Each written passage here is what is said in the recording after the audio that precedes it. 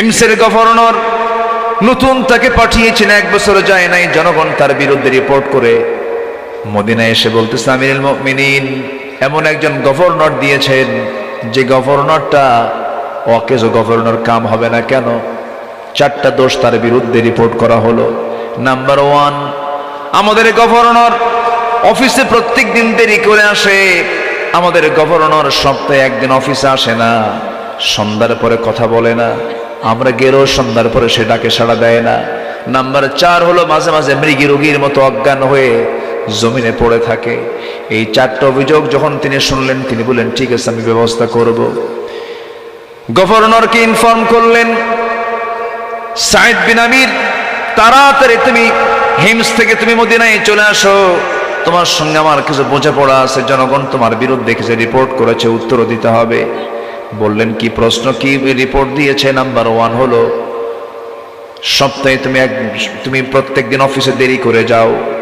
Number 2, সপ্তাহে তুমি 1 দিন অফিসে বসো না। নাম্বার 3, সন্ধ্যার পরে জনগণ তোমার সঙ্গে দেখা করতে গেলে তাদের সঙ্গে কথা বলো না। নাম্বার 4, মাঝে মাঝে মৃগী রোগীর মতো অফিসের মধ্যে তুমি অজ্ঞান হয়ে পড়ে থাকো। এই জাতীয় যদি কোনো সমস্যা হয় তাহলে তো সমস্যাই। এই কথাগুলো শোনার সঙ্গে সঙ্গে সাইদ বিন আমির বলছেন, আমিরুল মুমিনিন আপনার বিরুদ্ধে আমার বিরুদ্ধে যে 4টা অভিযোগ আপনার সামনে দিয়েছে, এই 4টা অভিযোগের সুন্দর জবাব আমি আপনাকে দিতে পারবো, সেই উত্তর আমার কাছে আছে। ঠিক আছে বলো। এবার তিনি বলছেন, আমার বিরুদ্ধে অভিযোগ দিয়েছে প্রত্যেকটা দিন আমি অফিসে দেরি করে আসি। আল্লাহর কসম করে বলি আমিরুল মুমিনিন আমি হিমসের গভর্নর হতে পারি, কিন্তু আমার বাড়িতে কোনো কাজের মানুষ নাই। সুবহানাল্লাহ বলবেন না? কিসের মানুষ নাই বলেন? কাজের মানুষ নাই, আমি নিজেই কাজ করি। আমার অনেকগুলো ছেলে মেয়ে, তাদের রান্না বান্না খাওয়া দাওয়া কাপড় চোপড় ধৌত করতে গেলে দেরি হয়ে যায়, আমার বউ একা সারতে পারে না, আমি তাকে হেল্প করি। এই জন্য প্রত্যেকটা দিন পারিবারিক কাজ করতে গেলে দেরি হয়ে যায়, আমার অফিসে আসতে দেরি হয়ে যায়। ওমরে ফারুক মাথা নিচু করে শুনতেছেন। এবার বলা হলো, সপ্তাহে তুমি কেন 1 দিন আসো না? তিনি বলছেন 7 দিনের 1 দিন শুক্রবার আমি সেই দিন অফিসে বসি না, কারণ আপনি আমার গায়ে যে জামাটা দেখতেছেন এই জামা ছাড়া বিকল্প কোনো জামা, দ্বিতীয় কোনো জামা আমার বাড়িতে নাই, আমার নিয়ন্ত্রণে নাই। এই জামাটা 6 দিন পরি। 7ম দিন যখন পড়তে যাই জুমার দিন, পরিচ্ছন্ন কাপড় না পরলে কেমন হয়, সেদিন কাপড়টা ধুয়ে দেই, ধুয়ে দিয়ে বিকল্প কোনো কাপড় পরবো, সেই কাপড়টা আমার নাই। এই জন্য আমার সেদিন অফিসে যাওয়া হয় না। ওমরে ফারুকের চোখে পানি। ওমরে ফারুক কাঁদতেছেন আর মনে মনে চিন্তা করছেন, আহারে আমি কার দোষ ধরতে বসেছি। এবার বলছেন, সাঈদ তোমার বিরুদ্ধে আরেকটা অভিযোগ হলো, সন্ধ্যার পরে যখন জনগণ তোমার সঙ্গে দেখা করার জন্য যায় তুমি তাদের কোনো ডাকে সাড়া দাও না। তিনি বলেন, আমিরুল মুমিনিন সারাটা দিন জনগণের কথা শুনি, সন্ধ্যা যখন হয়ে যায় আমি বাড়িতে ঢুকি, আমার পরিবারকে সময় দেই, সন্তানদেরকে দিন শেখাই, কোরআন শেখাই, সারাদিন জনগণের পক্ষে কাজ করি, সন্ধ্যার পরে বাচ্চাদেরকে সময় দিয়ে দেই, পরিবারকে সময় দেই, আর এশার নামাজ পড়ে একটু ঘুমায় যায়। তাহাজ্জুদে গোটা রাত আমি আল্লাহকে সময় দেই নামাজের ভিতরে। জোরে কোন সুবহানাল্লাহ। সাইয়েদনা ওমর ফারুক বলছেন, সাইদ নাম্বার 4 তোমার বিরুদ্ধে অভিযোগ দিল, মৃগ রোগীর মতো অজ্ঞান হয়ে তুমি জমিনে পড়ে থাকো মাঝে মাঝে অফিসের ভিতরের কারণটা কি? সাইদ বিন আমির বলছেন, আমিরুল মুমিনিন আল্লাহর কসম করে বলি আমি অন্য কোনো কারণে এরকম অজ্ঞান হয়ে যাই না, মাঝে মাঝে অফিসে বসে আমার ভাই শহীদের একজন শহীদ সাহাবীর কথা আমার মনে হয়ে যায়। ওই যে খোবায়েবকে যখন মেরে ফেলা হলো, খোবায়েবকে যখন চোখের সামনে সব কাফের মুশরিকরা যখন ধরে শুলে চড়াইয়া দিল, আমার চোখের সামনে আমি নিজে চোখে দেখেছি খোবায়েবকে এত জোর আঘাত করেছে, ডান হাত ছিটকে পড়েছে, বাম হাত ছিটকে পড়েছে। আমার চোখের সামনে এমন লোমহর্ষক ঘটনা, নিজাত তরবারির আঘাত আমার ভাই খোবায়েবের দিকে করা হয়েছে, খোবায়েবের বুক দুটোকে পিঠ দিয়ে সেই তরবারি বের হয়ে গেছে। আমার আগে মনে হয় নাই, কিন্তু দিন যেদিন গ্রহণ করেছি সেই দিন থেকে এমন কোনো দিন নাই যেদিন ওই ভাইয়ের কথাটা মনে হয় না। আহারে আমার সামনে এত বড় মার্ডার করেছে, এত বড় হত্যাকাণ্ড করেছে, আমি কোনো কিছুই বলি নাই, প্রতিবাদ করি নাই, আমি তো সেই সময় দিন গ্রহণ করতে পারি নাই। সেই খোবায়েবের কথা যখন মনে হয়ে যায়, মৃগী রোগীর মতো অজ্ঞান হয়ে আমি জমিনে পড়ে থাকি। ওমরে ফারুক তাকে জড়িয়ে ধরে বলছেন, ও আমার প্রিয় ভাই সাঈদ বিন আমির, তোমাকে চেয়েছিলাম হিমস থেকে তোমাকে মদিনায় নিয়ে এসে সেই জায়গায় অন্য কোনো কাউকে দিয়ে দেব, কিন্তু হিমসের জনগণের জন্য কেউ উপযুক্ত নয়, একমাত্র উপযুক্ত তুমি সাঈদ বিন আমির। সুবহানাল্লাহ। ওমরে ফারুক একদিন ওই এলাকায় ঢুকলেন, হিমস নামক এলাকায় ঢুকে বললেন, গরিবের একটা তালিকা করো। কিসের তালিকা? গরিবের তালিকা করো, খুব অভাবী যারা তাদের একটা তালিকা করো। সেই তালিকা, লম্বা একটা তালিকা ওমরে ফারুকের হাতে দেওয়া হলো। সেই তালিকার ভিতরে যখন তিনি চোখটা রাখলেন, 1 নম্বরে লেখা আছে সাঈদ। বলা হলো, এটা কোন সাঈদ? এই এলাকার গভর্নর, সে হচ্ছে 1 নম্বর ফকির। আল্লাহু আকবার বলে। আমার বন্ধুগণ, আমার ভাইয়েরা, একজন বিচারকের দাম কত? সেই বিচারক যদি আদর্শ বিচারক হয়, আল্লাহর দরবারে তার সবচাইতে মর্যাদা বেশি। এই বিষয়টা আমি আজকে আপাতত এই পর্যন্ত রাখলাম। নাম্বার 2, আমাকে যে বিষয়টা বলতে বলা হয়েছে হক এবং ন্যায় বিচার প্রতিষ্ঠায় বিশ্বনবীজির শিক্ষা, তার আদর্শের একটা বিবরণ শুনতে চেয়েছেন। আমার নবীজি যত বিচার করেছেন সমস্ত বিচারগুলো ছিল হলো ইনসাফ ভিত্তিক। জোরে বলি আল্লাহু আকবার। নবীজি খুনের বিচার করেছেন। কিসের বিচার? খুনের বিচার করেছেন, জিনার বিচার করেছেন। আমার নবীজি চুরির বিচার করেছেন, চুরির বিধান জারি করেছেন। আমার নবীজির জীবদ্দশায় কোন এক মহিলা মানুষ চুরি করেছে, তার নাম ফাতিমা। আমার নবীর মেয়ের নাম কি? ফাতিমা। ফাতিমা নামের একজন মহিলা, সম্ভ্রান্ত পরিবারের, সে চুরি করে ধরা পড়েছে। ওমর ফারুক রাদিয়াল্লাহু আনহু আমার নবীর সামনে দাঁড়ায় আছেন। আমার নবীজি সুস্পষ্ট ভাষায় জানিয়ে দিলেন, যদি কোনো চোর চুরি করে, কোনো মহিলা যদি চুরি করে, ওই চোর হোক চুন্নি হোক যেটাই হোক না কেন, ফাকতাউ আইদিয়াহুমা, তারা হাতটা কেটে ফেলে দাও। কার বিধান? আসতে বলবেন না, কার বিধান? আল্লাহর বিধান। কিন্তু যে মেয়েটা চুরি করে ধরা পড়েছে, সম্ভ্রান্ত পরিবারের মহিলা, সাইয়েদনা ওমর ফারুকের কাছে সুপারিশ করা হলো। তিনি এসে রাসূলকে বললেন, ইয়া রাসূলুল্লাহ, কি করা যায়? নবীজির চক্ষু লাল টকটকে হয়ে গেছে আর বলছেন, ওমর, তোমার দারাজ কণ্ঠ গেল কোথায়? একজন চোরের পক্ষে তুমি কেমন করে কথা বলো? এমন সুপারিশ তুমি আমার সামনে নিয়ে আসবে না।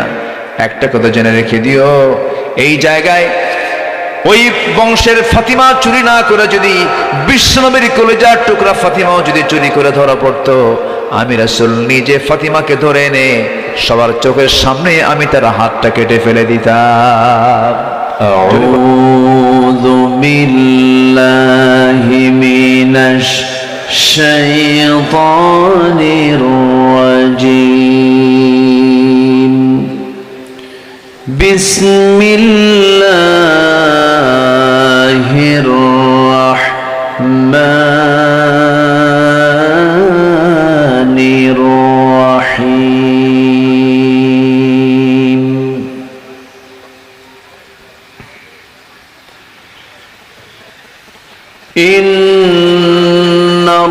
ইন্নাল্লাহা ইয়া'মুরুকুম আন তু'আদ্দুল আমানাতি ইলা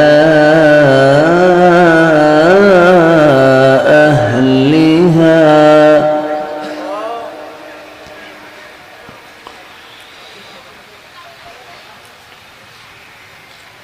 وَإِذَا حَكَمْتُمْ بَيْنَ النَّاسِ أَن تَحْكُمُوا بِالْعَدْلِ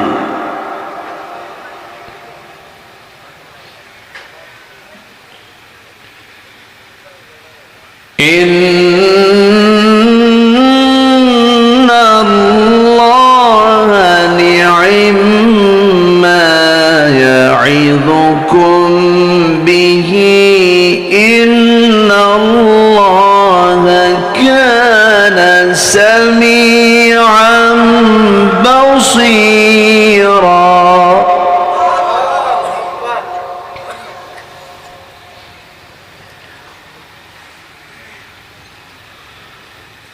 إِنَّ اللَّهَ كَانَ سَمِيعًا بَصِيرًا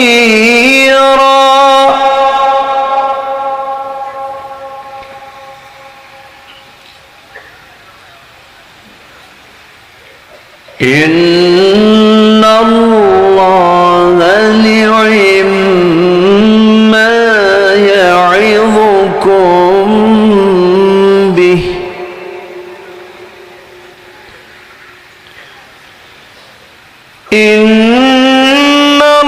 ইন্নাল্লাহা কানা সামিআন বাসীরা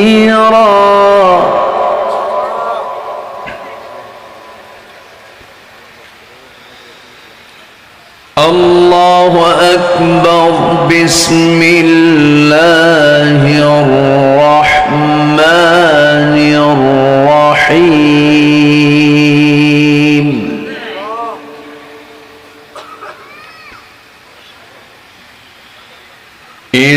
إن الله وملائكته يصلون على النبي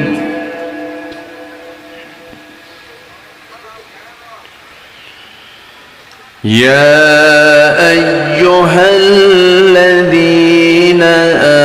آمنوا صلوا عليه وسلموا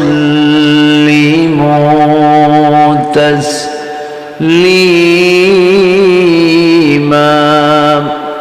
اللهم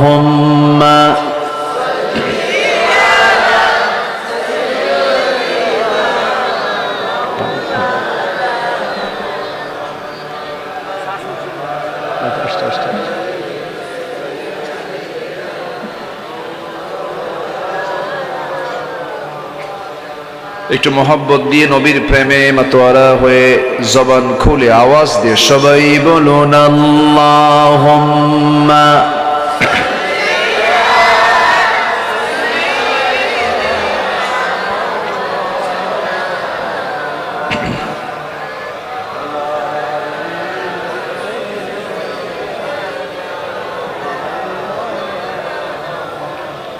সবাই বলুন বালাগাল উলা বিকামালিহি কাশাফাত তুজা বিজামালিহি হাসনাত জামিউ খিসালিহি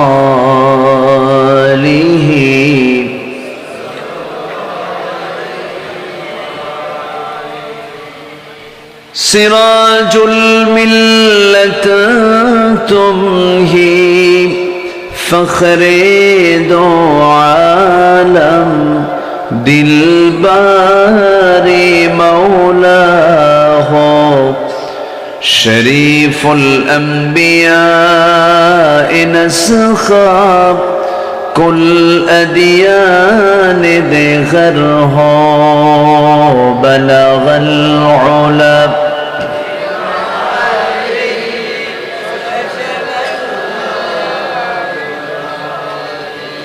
حسنت جميع خصاله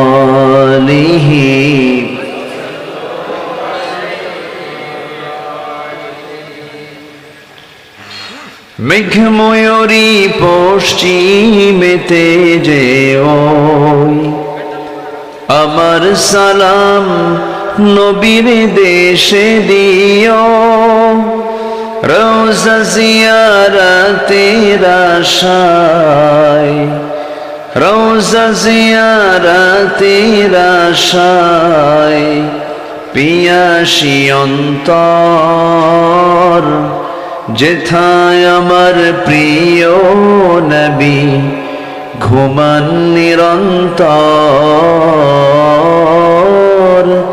যেথায় আমার প্রিয় নবী ঘুমান নিরন্তর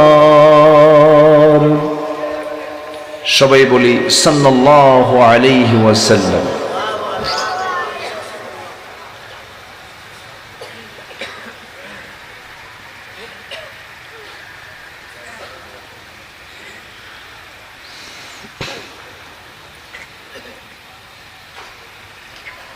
চট্টগ্রাম অঞ্চলের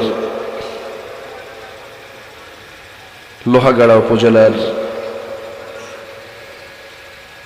Padua Meher Ali Munshirpara young star sporting club মাহফিলের ইন্তেজামি কমিটি কর্তৃক আয়োজিত 20তম সিরাতুন নবী সাল্লাল্লাহু আলাইহি ওয়াসাল্লাম মাহফিল 2024 শেষ দিবসে 31শে ডিসেম্বরে অনুষ্ঠিত আজকের এই মহৎ আয়োজনের সম্মানিত সুযোগ্য সভাপতি, আজকের মাহফিলের বরেণ্য উদ্বোধক, প্রধান অতিথি, দক্ষিণ এশিয়ার বৃহত্তম ইসলামী সংগঠন বাংলাদেশ জামাত ইসলামীর চট্টগ্রাম মহানগরীর সম্মানিত আমির,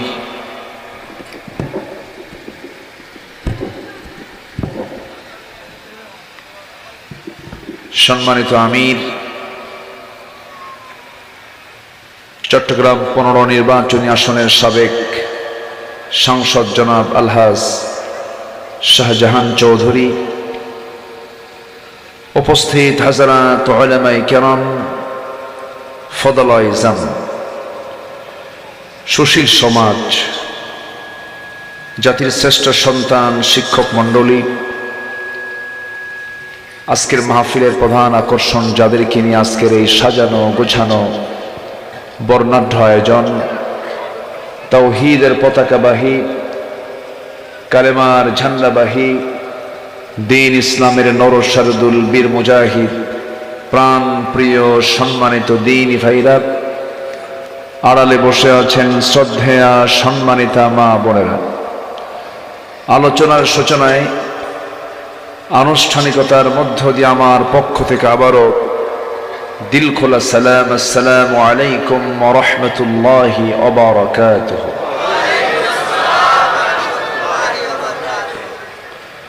বেগুন কেন আছেন? যে আই গম আছে, পারি না তো, ধরা খেয়ে যায়। তো আল্লাহর মেহেরবানি, আল্লাহ তাআলা আমাদেরকে অসংখ্য লোকের মাঝ থেকে বাছাই করে সুন্দর একটা আয়োজনে, কোরআনের এমন একটি ফুল বাগানে আল্লাহ পাক আমাকে আপনাকে কবুল করে নিয়েছেন। কালিমাত শুকর আদায় করি মুহাব্বাতান, জোরালো কণ্ঠে বলে উঠছি আলহামদুলিল্লাহ। চিৎকার মেরে বলছি আল্লাহুম্মা ইন্নী আসআলুকা আল হুদা ওয়াত তুকা ওয়াল আফাফা ওয়াল গিনা। সবাই বলি আল্লাহুম্মা আইন্নি আলা যিকরিকা ওয়া শুকরিকা ওয়া হুসনি ইবাদাতিকা ইবাদাতিকা। আমরা আল্লাহ তাআলার শুকর আদায় করে নিলাম। সম্মানিত হাজিরিন, আমরা এখানে হাজির হয়েছি এমন কিতাবের আলোচনা শুনতে, যে কিতাবের অথার পৃথিবীর কেউ না, যে কিতাবের রচনাকারী পৃথিবীর কেউ না। এই কিতাব এসেছে কার পক্ষ থেকে? এই কিতাবের যত বক্তব্য, সব বক্তব্যগুলো কার? বলুন কার? এমন নবীর সিরাত আমরা জানতে এসেছি যে নবীজির চারিত্রিক সনদ পৃথিবীর কোনো একাডেমি দেয়নি, যে নবীজির চারিত্রিক সনদ দিয়েছেন স্বয়ং আরশের মালিক আল্লাহ রাব্বুল আলামিন। যে মনিব আমাকে আপনাকে এমন সুন্দর একটা আয়োজনে শামিল হওয়ার তৌফিক দিলেন, দ্বীন শেখার জন্য, কোরআন শেখার জন্য, এটা কার মেহেরবানি? আসতে বলবেন না, কার মেহেরবানি? আল্লাহর মেহেরবানি। কোরআন শোনার মতো, কোরআনের আলোচনা শোনার এবং বলার মতো এমন একটি অনুকূল পরিবেশ 1971 থেকে নিয়ে 2024 সালের অগাস্টের আগ পর্যন্ত যে সময় আমরা পার করেছি, কোরআন শোনার জন্য যে উত্তম সময় আমরা পেয়েছি, এমন সময় আমরা ইতিপূর্বে 53 বছর পাইনি। শুধু এই 16 বছর নয়, 90-এর দশকে, 80-এর দশকে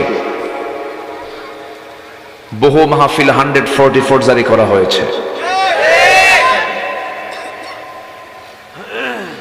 বিশেষ করে বিশ্বনন্দিত আলেমে দ্বীন শহীদ আল্লামা দেলাওয়ার হোসেন সঈদ রাহিমাহুল্লাহর সবচাইতে বড় প্রোগ্রাম যেটা হতো, সেটা কোথায় হতো বলেন? চট্টগ্রাম। এই চট্টগ্রামের মাহফিলেও শুধু এই 18 বছর বন্ধ ছিল তা নয়, এর আগেও একটা মহল তারা কোরআন শোনা থেকে জাতিকে বিরত রাখার জন্য নানামুখে ষড়যন্ত্র করেছে। সম্মানিত ভাইয়েরা, সম্মানিত বন্ধুগণ, আমরা এখন একটা অনুকূল পরিবেশ ফিরে পেয়েছি। শুকরিয়া আদায় করছি, বলছি আলহামদুলিল্লাহ। জোরে বলি আলহামদুলিল্লাহ। কোরআন শোনা থেকে যারা জাতিকে বিরত রাখার জন্য চেষ্টা করবে, ষড়যন্ত্র করবে, এদের রক্ত পরীক্ষা করলে খুঁজে পাওয়া যাবে আবু জেহেলদের রক্ত। কাদের রক্ত বলেন? ফেরাউন হামানদের রক্ত খুঁজে পাওয়া যাবে।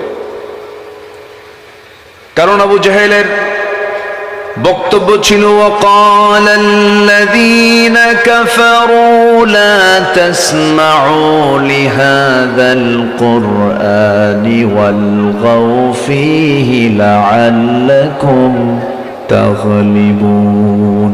জোরে বলুন আল্লাহু আকবার। কাফিরদের বক্তব্য ছিল, তোমরা কোরআন শুনতে যেও না, কোরআন শোনা থেকে তোমরা দূরে থাকো, তোমরাই বিজয়ী হয়ে যাবে।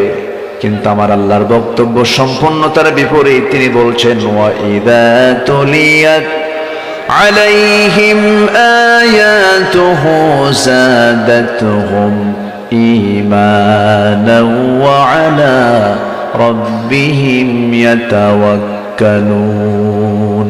জোরে বলুন আল্লাহু আকবার। ঈমানদারের সামনে যখন আল্লাহর কালাম তেলাওয়াত করা হয়, ঈমানদারের যদি ঈমান একটু দুর্বল থেকে থাকে, কোরআন শোনার সঙ্গে সঙ্গে তার ঈমানটা শতগুণে বৃদ্ধি পেয়ে যায়। জোরে বলি সুবহানাল্লাহ। কোরআন হচ্ছে এমন একটা কিতাবের নাম, যেটা পড়লে, যেটাকে তেলাওয়াত করলে, যেটাকে স্টাডি করলে বান্দার ঈমানটা শতগুণে বৃদ্ধি পেয়ে যায়। সেই কোরআন শোনা থেকে, সিলেবাস থেকে কোরআনটাকে সরিয়ে দেওয়ার জন্য, জাতিকে কোরআন থেকে দূরে রাখার জন্য বহু ষড়যন্ত্র এরা করেছে। কিন্তু তাদের ভরসা ছিল অন্য ধরনের। ঈমানদারের ভরসা হলো আল্লাহ। ঈমানদারের ভরসা কি? আল্লাহ। তারা চেয়েছিল যে আমরা দুনিয়ার কিছু প্রভুকে সন্তুষ্ট করব। ওদের ভরসার জায়গা ছিল হলো দিল্লি, কিন্তু দিল্লি তাকে আটকাতে পারেনি, দিল্লি তাকে ক্ষমতায় রাখতে পারেনি। কারণ ক্ষমতা পৃথিবীর কেউ রাখতে পারে না। একমাত্র ক্ষমতায় টিকে রাখতে পারেন তিনি আমার কে। আসতে বলবেন না, তিনি আমার কে। সম্মানিত বন্ধুগণ, আমাকে বাঁচাবেন কে? আমাকে দেখেন কে? আমাকে শোনেন কে? আমাকে বোঝেন কে? আমার সমস্ত মনে, হৃদয়ের সকল কিছুর সংবাদ একমাত্র কার কাছে জানা? কে জানেন? আল্লাহ জানেন। সম্মানিত বন্ধুগণ, আমি লোহাগাড়াতে বহুদিন আসতে পারিনি। পাশে আমার একটা মাহফিল ছিল বেশ কয়েক বছর আগে। আচ্ছা, যাই হোক, মাহফিল হতে দেয়নি আমাকে, প্রবলেম করেছে বহু জায়গায়। এক জায়গায় কোথায় যেন এক মাহফিলে উঠলাম, এই এলাকাতেই। আমি মঞ্চটার সঙ্গে সঙ্গে দেখি কিরামন কাতিবেনরাও হাজির হয়ে গেছে। হ্যাঁ,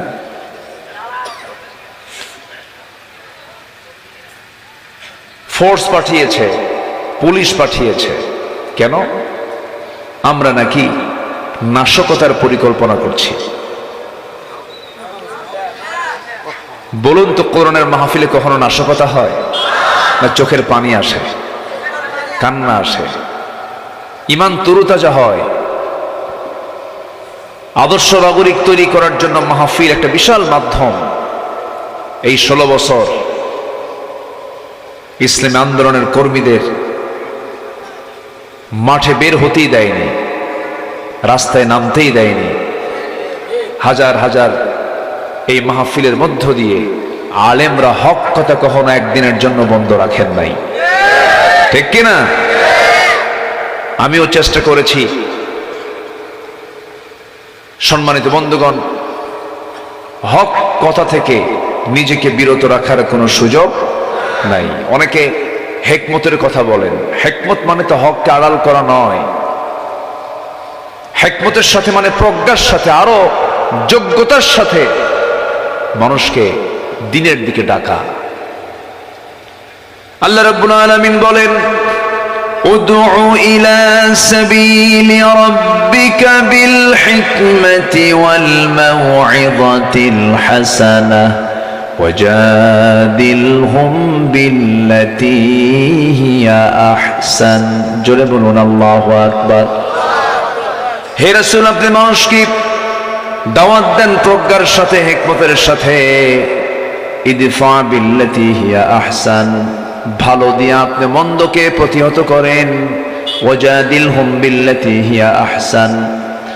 আমার নবীর এই দাওয়াতি কার্যক্রম ওই যে মক্কা থেকে শুরু করেছেন, নবুয়তের শেষ দিন পর্যন্ত তার যত কাজ ছিল, সকল কাজের মূল কাজ ছিল তিনি মানুষকে ডেকেছেন কার পথে? ইয়া আইয়ুহান নাবিয়্যু ইন্না আরসালনাকা শাহিদাও ওয়া মুবাশশিরাও ওয়া নাযীরাও ওয়া দাঈয়ান ইলাল্লাহি বিইذনিহি ওয়া সিরাজাম মুনীরা। জোরে বলুন আল্লাহু আকবার। আমার নবীজি দায়ী ছিলেন, দাওয়াতের কাজ করেছেন। আমার আপনার এই কাজটাও সবার জন্য করতে হবে। আল্লাহ পাক প্রত্যেক ব্যক্তির জন্য দাওয়াতের হুকুমটা দিয়েছেন। আল্লাহ রাব্বুল আলামিন বলেন, ও বান্দা, তুমি জেনে নাও কোন লোকটা শ্রেষ্ঠ আমার কাছে। তুমি শুনে নাও, ওয়ামান আহসানু কাওলাম মিম্মান দাআ ইলাল্লাহি ওয়া আমিলা সালিহান ওয়া ক্বালা ইন্নানি মিনাল মুসলিমিন। জোরে বলুন আল্লাহু আকবার। তার কথার চাইতে উত্তম কথা কার হতে পারে? যে মানুষকে কাওলাম মিম্মান দাআ ইলাল্লাহ, যে মানুষকে আল্লাহর দিকে ডাকে। কার দিকে ডাকে বলেন? আল্লাহর দিকে ডাকে। আল্লাহর দিকে না ডেকে দুনিয়ার দিকে ডাকে, অন্য কোনো বাম বিভিন্ন আকাম কুকামের দিকে ডাকা, এমন লোক আমার দেশে আছে না নাই বলেন? আছে। কিন্তু আমরা ডাকবো মানুষকে কার দিকে? আল্লাহর দিকে। সুদ এটাকে আল্লাহর দিকে নাকি? মদের কারবারকে আল্লাহর দিকে নাকি? মদের দাওয়াত দেয় না? দোস্ত আসো, রাত 3টায় আজকে নাইট ক্লাবে যাওয়া হবে, এটাও কিন্তু দাওয়াত। দাওয়াত না এটা? দাওয়াত। মদের বারে দাওয়াত দেয়। জেনা কাজের জন্য উদ্বুদ্ধ করা হয়, বিভিন্ন যাত্রার আয়োজন করা হয়, বিভিন্ন কনসার্টের আয়োজন করা হয়, বলে বিশাল কনসার্ট, আসুন দাওয়াত। আমরা দুনিয়ার মানুষকে আমরা জাহান্নামের দিকে দাওয়াত দেব না, আমরা দেব মানুষকে জান্নাতের দিকে দাওয়াত। আল্লাহ রাব্বুল আলামিন বলেন, ওয়াসারিউ ইলা মাগফিরাতিন মির রাব্বিকুম ওয়া জান্নাতিন আরদুহাস সামাওয়াতু ওয়াল আরদ উইদ্দাত লিল মুত্তাকিন। জোরে বলুন আল্লাহু আকবার। الذين ينفقون في السراء والضراء والكاظمين الغيظ والعافين عن الناس والله يحب المحسنين জোরে বলুন আল্লাহু আকবার। আমার বন্ধুগণ, আমার আপনার মূল টার্গেট হতে হবে, আমাকে জান্নাত পেতে হবে, জান্নাতের লাইনে চলতে হবে।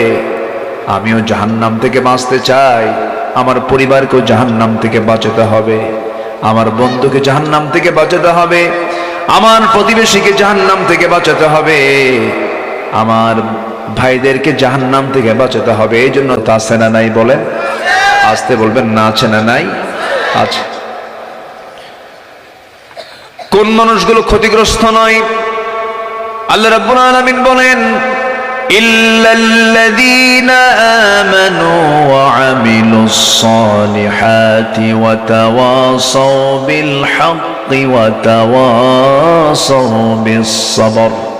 ওই সমস্ত লোকগুলো ক্ষতিগ্রস্ত নয় যারা ঈমান আনবে, আমলে সালেহ করবে এবং পরস্পরকে হকের দাওয়াত দেবে। হকের দাওয়াতের দরকার আছে না নাই বলেন? আছে। সমস্ত পয়গম্বর এই দাওয়াতি কাজ করেছেন। আল্লাহ রাব্বুল আলামিন নবীদেরকে দাওয়াতি কাজ দিয়ে দুনিয়াতে পাঠিয়েছেন। ওয়া ইলা মাদিয়ানা আখাহুম শুআইবা। এরপর আল্লাহ রাব্বুল আলামিন শুআইবকে মদিয়ানবাসীর জন্য পাঠিয়েছেন। ওয়া ইলা আদিন আখাহুম হুদা। বিভিন্ন গোত্রে গোত্রের সম্প্রদায়ের কাছে নবী পাঠানো হয়েছে। লিকুল্লি কওমিন হাদ, প্রত্যেকটা কওমের জন্য আল্লাহ পাক দায়ী করে পাঠিয়েছেন, হাদি পাঠিয়েছেন, তারা দাওয়াত দিয়েছেন। আমার বন্ধুগণ, আমরা দুনিয়াতে এসেছি একটা লক্ষ্যে, আল্লাহ পাক আমাকে আপনাকে পাঠিয়েছেন। সেই লক্ষ্য হলো এই দুনিয়ার জিন্দেগিতে এমন কিছু আমল আমরা করে যেতে চাই যেন আমরা মরার সঙ্গে সঙ্গে আল্লাহর দেওয়া জান্নাত পেয়ে যাই। এটাই তো মূল লক্ষ্য, ঠিক কিনা বলেন? এই লক্ষ্যে আল্লাহ রাব্বুল আলামিন আমাকে আপনাকে পাঠিয়েছেন। আমার বন্ধুগণ, এই জন্য আল্লাহ রাব্বুল আলামিন বলছেন, বান্দারে এই দুনিয়াতে কারো গোলামি করা যাবে না, আমার গোলামি করতে হবে। আর সেই গোলামি করার জন্য সিস্টেম পদ্ধতি সব দেখিয়ে দিয়েছেন আমার আল্লাহ তাআলা। কোন কিতাবে? কোন কিতাবে বলেন? কোন কিতাবে? কোরআনে। সেই কোরআনে কারীমের গুরুত্বপূর্ণ একটি আয়াত আমি আলোচনার শুরুতে তেলাওয়াত দিয়ে শুরু করেছি। সে আয়াতকে সামনে রেখে কিছু কথা আমি বলতে চাচ্ছি। আমাকে সময় দেওয়া যাবে তো? উঠতে একটু দেরি হলো, শেষ হতে যদি দেরি হয় কষ্ট হবে না তো? সবাই থাকতে রাজি আছেন তো ইনশাআল্লাহ? একটু জিকির করি, লা ইলাহা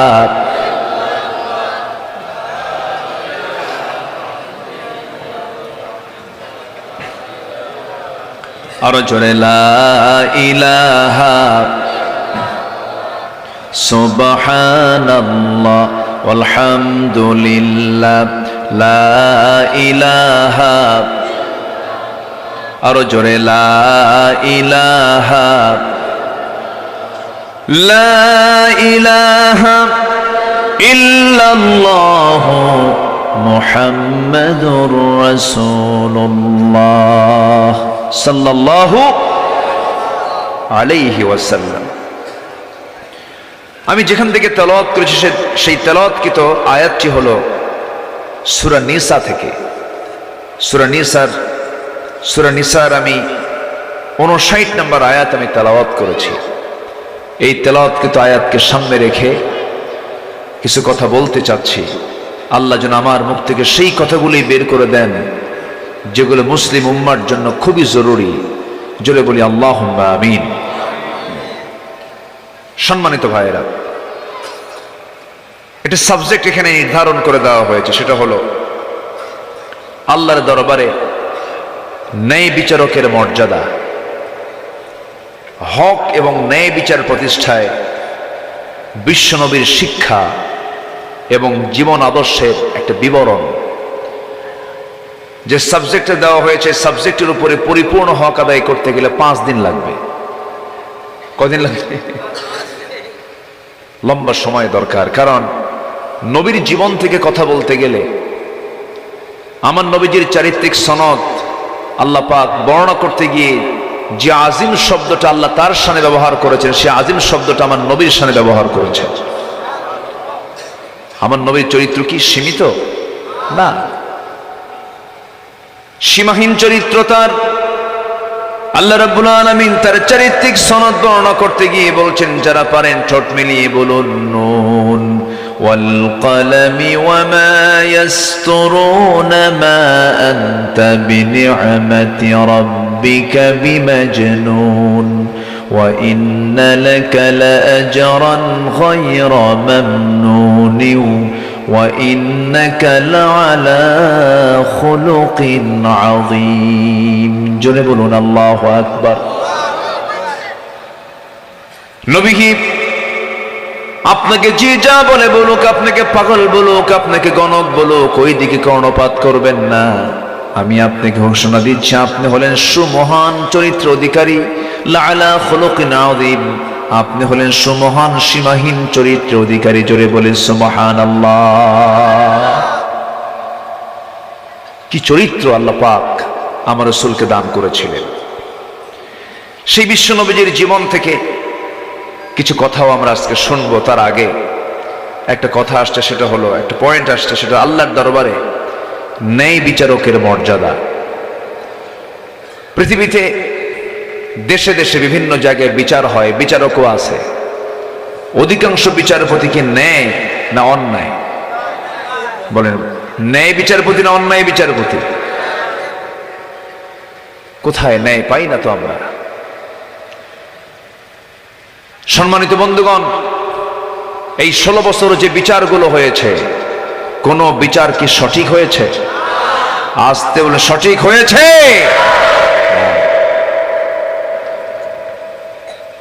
যুদ্ধাপরাধ ইস্যুকে কেন্দ্র করে ফেরেশতা চরিত্রে কিছু মানুষকে তারা শহীদ করে দিয়েছে।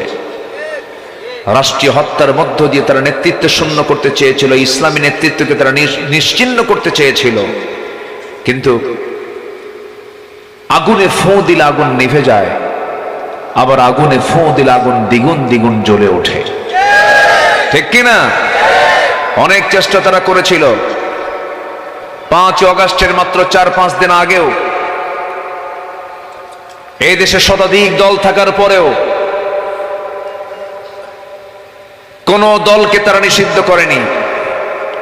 শুধু একটা দলকে তারা নিষিদ্ধ করেছিল। 7 দিন পার হয়নি, তারা ভেবেছিল আমরা নির্দিষ্ট কোন দলকে নিষিদ্ধ করছি না, তারা চেয়েছিল দেশ থেকে ইসলামকে নিষিদ্ধ করতে।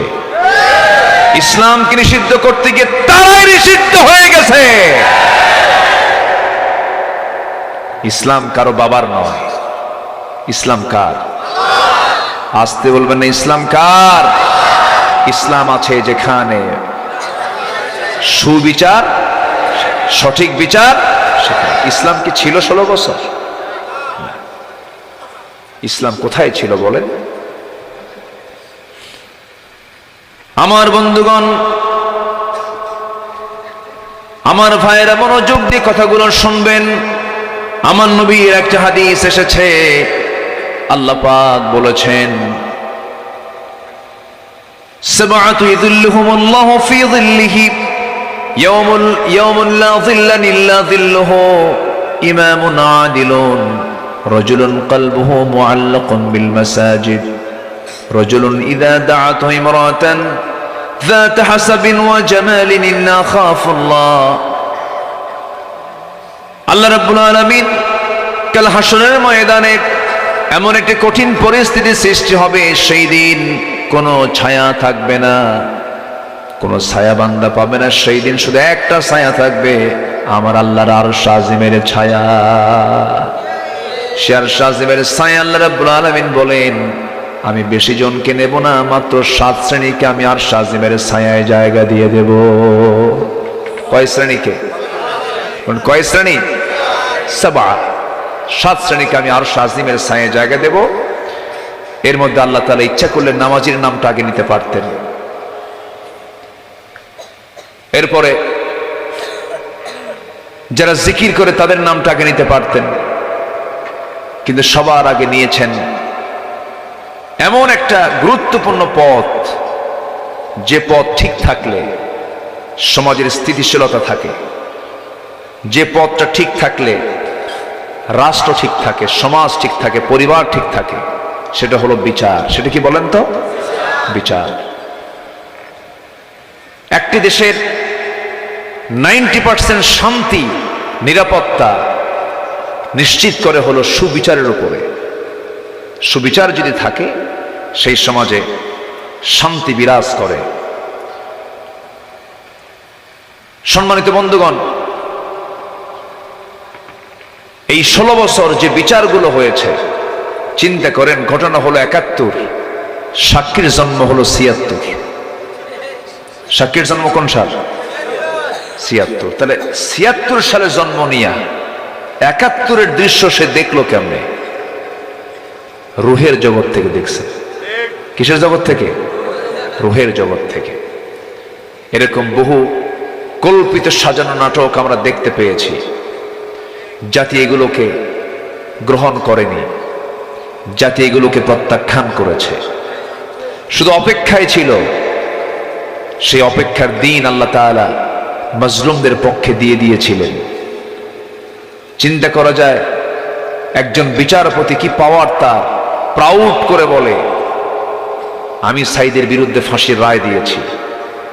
বেশি দিন লাগে নাই, এই তো 5 অগাস্টের পর সিলেট হয়ে গুয়াহাটি অথবা ত্রিপুরা এয়ারপোর্ট দিয়ে সে চলে যাবে হলো আগরতলা হয়ে চলে যাবে দিল্লি। আপু সেখানে বসে আছে, ম্যাডাম বসে আছে, কিন্তু যেতে পারেনি। সিলেটবাসী শাহজালালের পুণ্যভূমি, তারা মেহমানকে সুন্দর আপ্যায়ন করেছে, কলার পাতার বিছানা দিয়েছিল। পরের দিন কোর্টে হাজিরা হবে। কোর্টে হাজিরার দিন মাশাআল্লাহ কোর্টে ঢুকতেছে, ভালো কথা, কিন্তু সিলেটবাসী এত সুন্দর আপ্যায়ন করলো, বিসি শুদ্ধ আউট করছে। জানেন না? জানেন না? আপনারা জানেন না? সম্মানিত বন্ধুগণ, সঠিক বিচার করলে তারা আজকে এমন করুণ পরিণত হতো না। যুগে যুগে যারাই জুলুম, অত্যাচার, অন্যায় যারা শাসন করেছে, অন্যায় রায় যারা দিয়েছে, তাদের অবস্থা এমনই হয়েছে। ইতিহাস রাস্তা করে তারা নিক্ষিপ্ত হয়েছে।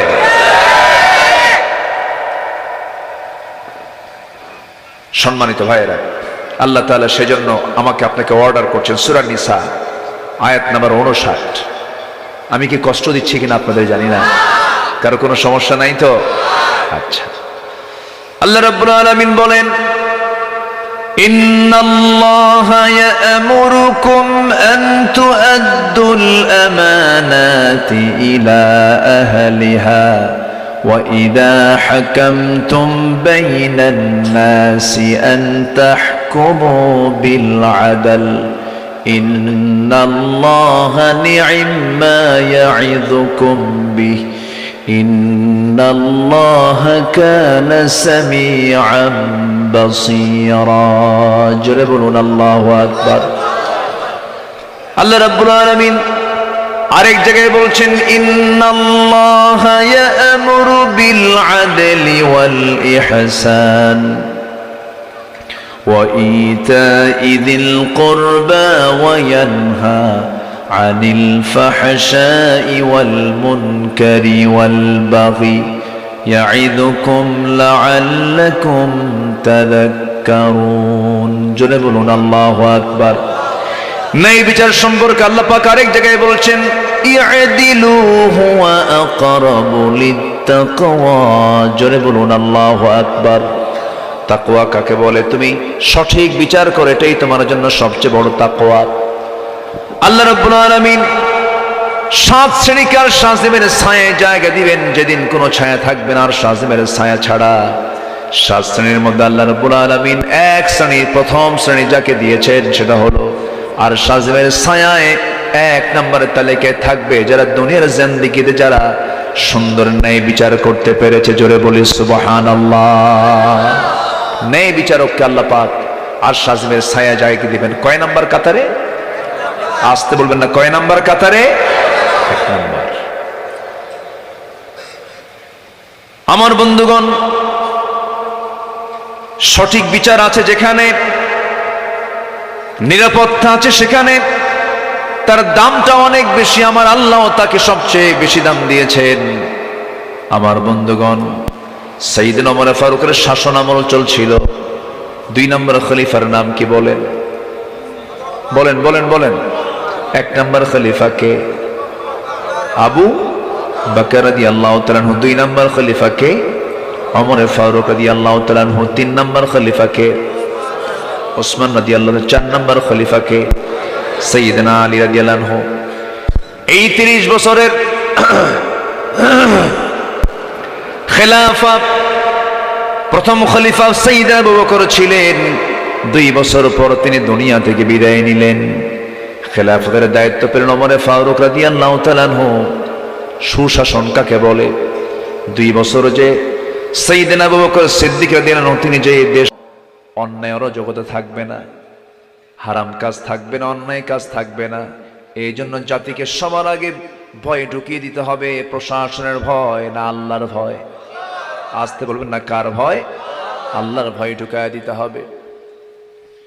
একটু কান লাগান, মনোযোগ দিয়ে কথাগুলো শোনার চেষ্টা করুন। ন্যায় বিচার, এটা বিশাল বড় গুরুত্বপূর্ণ একটা বিষয়। ওমর ফারুক রাদিয়াল্লাহু আনহুর শাসন আমল চলছিল। তার নিজের প্রয়োজনে একটা ঘোড়া কিনবেন। ঘোড়া কেনার জন্য বাজারে গেছেন। কোথায় গেছেন? বাজারে গেছেন। বাজারে গিয়ে ঘোড়া বিক্রেতার কাছ থেকে তিনি একটা ঘোড়া কিনলেন। ঘোড়া দেখলেন, সুস্থ ঘোড়া, সবল ঘোড়া, তার পা সবকিছু ঠিক আছে, চোখ থেকে শুরু করে তার সমস্ত অঙ্গ প্রত্যঙ্গ ঠিক আছে।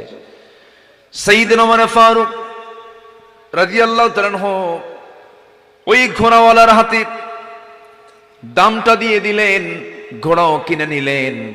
ঘোড়া কিনে নিয়ে তিনি যখন বললেন ঠিক আছে, লেনদেন ক্লিয়ার, এখন আমি ঘোড়া নিয়ে নিলাম, এই নেওয়ার পরে তিনি ঘোড়ার পিঠে চড়লেন। ঘোড়াকে চেক করার জন্য তিনি ঘোড়ার পিঠে চড়ে কয়েকটা মাইল তিনি দৌড়ালেন। কিছু দূর যেতে না যেতেই দেখা গেল ঘোড়ার 4টা পা অকেজো হয়ে ঘোড়া জমিনে বসে গেছে। ওমর ফারুকের মেজাজ গরম হয়ে গেল। এসে বলছো, ও ঘোড়া বিক্রেতা, তুমি যে আমাকে ঘোড়াটা দিয়েছো সেই ঘোড়াটা আমি নেব না কেন? এই যে ঘোড়ার 4টা পা অকেজো হয়ে গেছে। ঘোড়া বিক্রেতা বলছে, আমি যখন আপনাকে ঘোড়া দিলাম সেই সময় ঘোড়াটা সুস্থ ছিল না অসুস্থ ছিল? সুস্থ ছিল। আমি আপনাকে সুস্থ ঘোড়া দিয়েছি, আপনার মালিকানায় যাওয়ার পর, লেনদেন কমপ্লিট হওয়ার পরে আপনার কাছে সে অসুস্থ হয়ে পড়েছে, আমি এই ঘোড়া ফেরত নেব না। ওমর ফারুক খেপে গিয়ে রেগে গিয়ে বলছেন, তুমি কার সঙ্গে কি কেমন কথা বলো? কেন তুমি ঘোড়া নেবে না? এবার ঘোড়া বিক্রেতা বলছে, শোনেন, আমার কথাও ঠিক নেই, আপনার কথাও ঠিক নেই, চলুন আমরা আদালতে যাই। কোথায় যাই?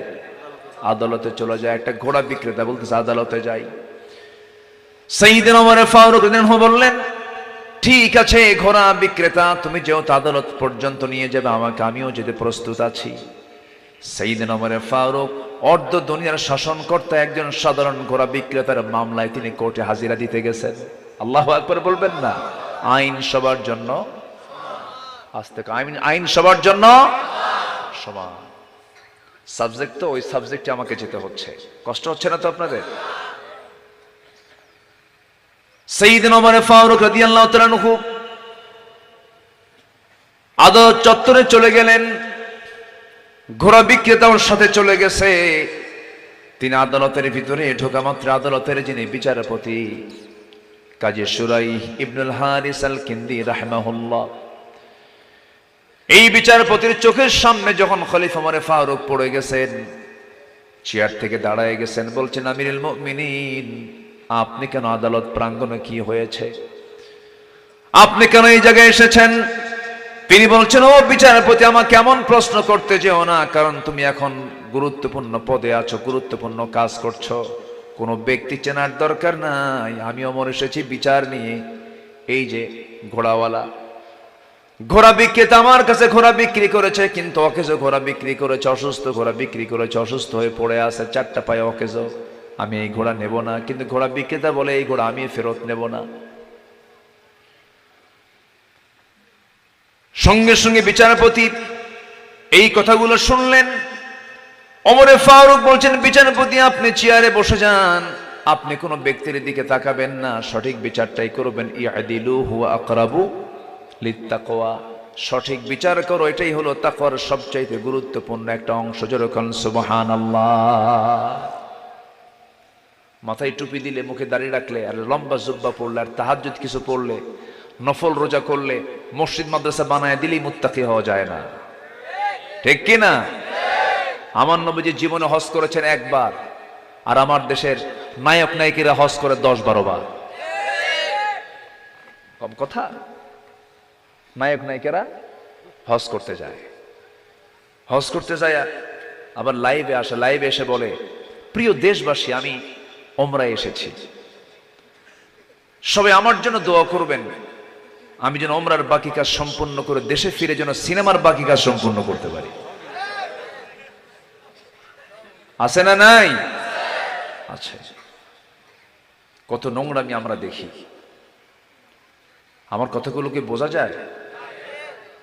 ওনারা কতক্ষণ থাকিবান?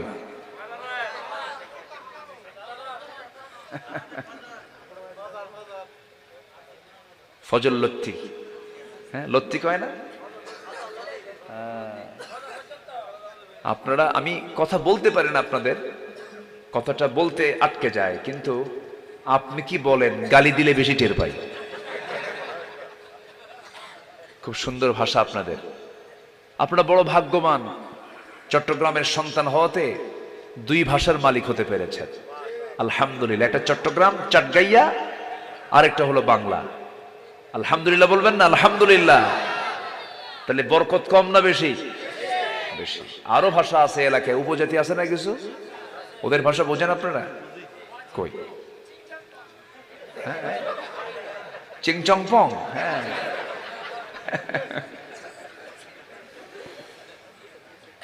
জি, খুব সুন্দর। আপনারা বলি আলহামদুলিল্লাহ। উপজেলার নামটা না খুব শক্ত, তো লোহা, কি বলেন? যেটা কোরআনেও আছে, একটা সূরার নাম আছে হাদিদ, লোহা। আছে না? আছে না? তাহলে এই থানার নামে কোরআন শরীফের একটা সূরার নাম আছে, তাই না? লোহা, হাদিদ।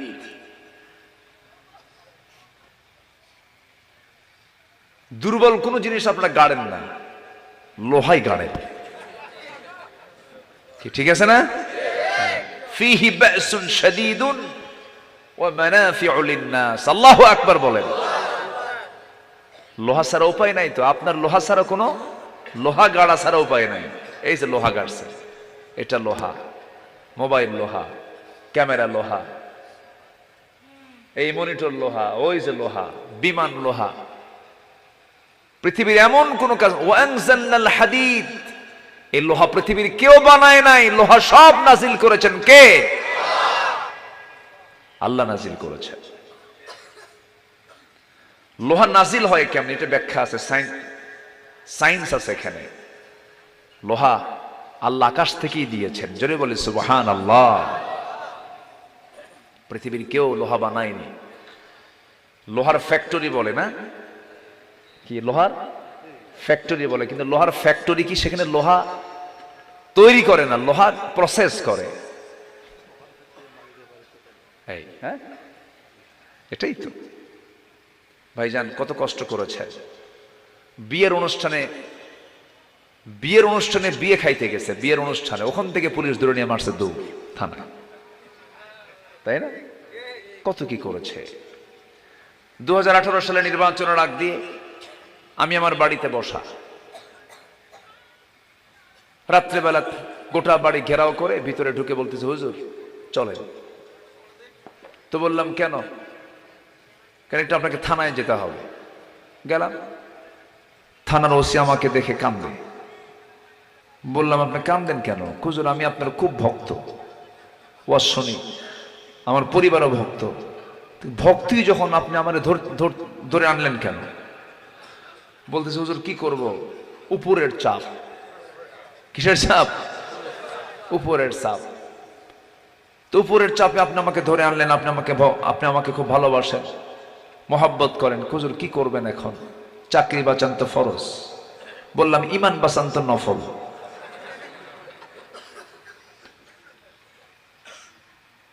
রাষ্ট্রদ্রোহিতার একটা মামলা দিল, দিয়ে বলল হুজুর একটু জেল টেল খেটে আসেন, নির্বাচনটা শেষ হোক। নিয়ে চলে গেল, জেলখানায় ঢুকলাম, ঢুকিয়ে দেখি সামনে এক মানে প্রায় 80 বয়স, 85 বছর বয়স এক বুড়ো মুরব্বী সামনে দাঁড়ানো, আমাকে দেখে লম্বা একখান সালাম দিয়া, দাঁত নাই, দাঁত ছাড়া মানুষের মুখের আওয়াজ কেমন হয়, স্পষ্ট না অস্পষ্ট? দাঁতহীন মুখ থেকে একটা লম্বা সালাম দিলেন। সালামের জবাব আমি নেওয়া মাত্রই মুরব্বী বলতেছেন যে আপনি জেলখানায় আসছেন, খুব খুশি হইলাম। তো বললাম জেলে ঢুকলাম, আপনি খুশি হলেন? কেন খুশি হলেন বাবাজি বলেন তো? কে বাবা ওয়াজ শুনতে যাই আপনার, অনেক দূর থেকে দেখি, মুসাফা হয় না, মুআনাকা হয় না, কথাও হয় না, খুব আফসোস রয়ে যায়। আর আপনি আজকে এত সুন্দর করে সামনে আসলেন, থাকেন ভিতরে, মজা করে কথা বলবো। কি বুঝতেছেন কথা? তো বললাম চাচা আপনি জেলখানায় কেন? আপনি তো নাতিপুতির সঙ্গে থাকার কথা। তো বলতেছে যে বোমা হামলা, বোমা হামলা। বললাম বোমা হামলা মানে কি? আমি নাকি বোমা মারছি? 85 বছর বৃদ্ধর নামে যদি বোমা হামলার মামলা হয়, বলেন তো ওই বুড়া চাচা যদি ওই হাত দিয়ে বোমা মারতে যায়, বোমা কি লক্ষ্যে যাবে না নিজের মাথায় পড়বে? এই হচ্ছে অবস্থা। আল্লামা সাইদির মতো মানুষকে জেনার অভিযোগে অভিযুক্ত করা হয়েছে, বাড়ি পোড়ানোর মামলা দেওয়া হয়েছে, হত্যার অভিযোগ দেওয়া হয়েছে। এটা নতুন না, আগের থেকেই ছিল। জাকেরিয়া আলাইহিস সালাতু ওয়াস সালামকে জেনার মামলা দিয়ে করাত দিয়ে চিরে 2 টুকরা করে শহীদ করে দেওয়া হয়েছে। ইউসুফ আলাইহিস সালাতু ওয়াস সালাম নির্দোষ একটা যুবক, নির্দোষ, কোনো দোষ নাই। জুলাইখার অত্যাচার থেকে বাঁচার জন্য বহু চেষ্টা করেছেন, তিনি সফল হয়েছেন, কিন্তু শেষ পর্যন্ত অভিযোগটা দেওয়া হলো আল্লাহর পয়গম্বরের উপরে। তিনি মুস্কি হাসি মারলেন যখন শুনলেন যে তোমাকে জেলখানায় যেতে হবে। উনি মুস্কি হাসি মেরে বলতেন জেলখানায় ভালো, কেন? জুলাইখার অত্যাচার নাই। আল্লাহু আকবার বলবেন না? ঢুকলেন জেলখানায়।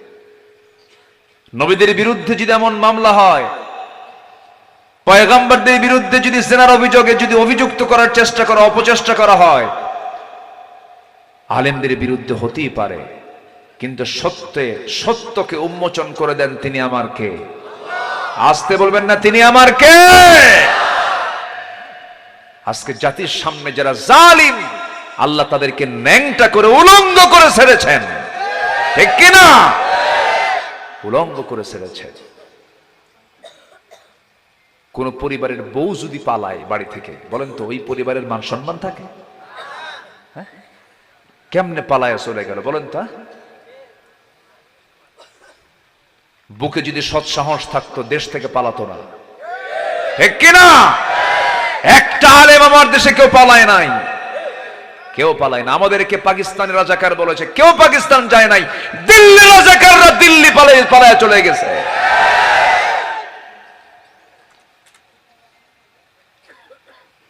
বাংলাদেশের একটা শীর্ষস্থানীয় এক মোনাফেক আছে, সেই মোনাফেকের জন্ম আপনার এলাকায়, বোঝেন নাই? ঠিক কিনা? বদমাইশ, ঘুমন্ত জাতিকে জাগানো যায়, যে রিয়াল ঘুমায় তাকে ডাক দিলে সে ওঠে, কিন্তু ঘুমায় নাই, কিন্তু চোখ বন্ধ করে আছে, ওরে জাগানো যায়? ঘুমের অভিনয় করে যে থাকে তাকে কি জাগানো যায়? কিন্তু রিয়াল যে ঘুমন্ত তাকে ডাক দিলেই উঠে যায়। সম্মানিত বন্ধুগণ, কোরআন পড়েছে, হাদিস পড়েছে, দিন শিখেছে, বাবা বড় আলেম ছিলেন, শ্বশুর বড় দায়িত্বশীল ছিলেন, এত বড় জঘন্য, এত বড় বেয়াদব এই লোহাগাড়া সাতকানিয়ার অনেক নিরপরাধ ইসলামী আন্দোলনের কর্মীদের হাত ভেঙে দেওয়া হয়েছে, পা ভেঙে দেওয়া হয়েছে, ক্রস ফায়ারের নামে হত্যা করা হয়েছে। সময়ের দাবি। রাজি আছেন কারা কারা? হাত উঁচু করে দেখা।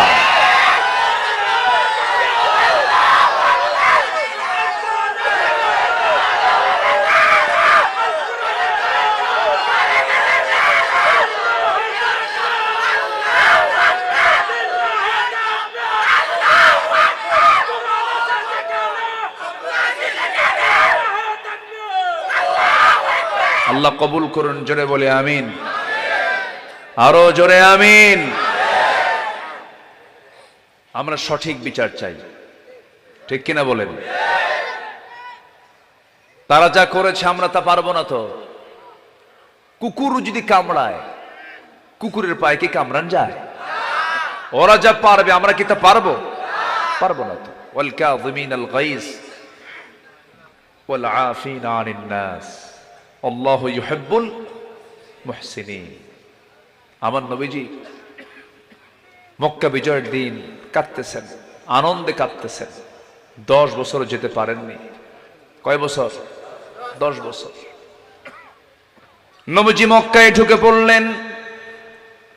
মক্কায় ঢুকে পড়ে বলে ফেললেন, সবাইকে মাফ করে দিলাম, কিন্তু 17 জনকে মাফ করা যাবে না। কতজন?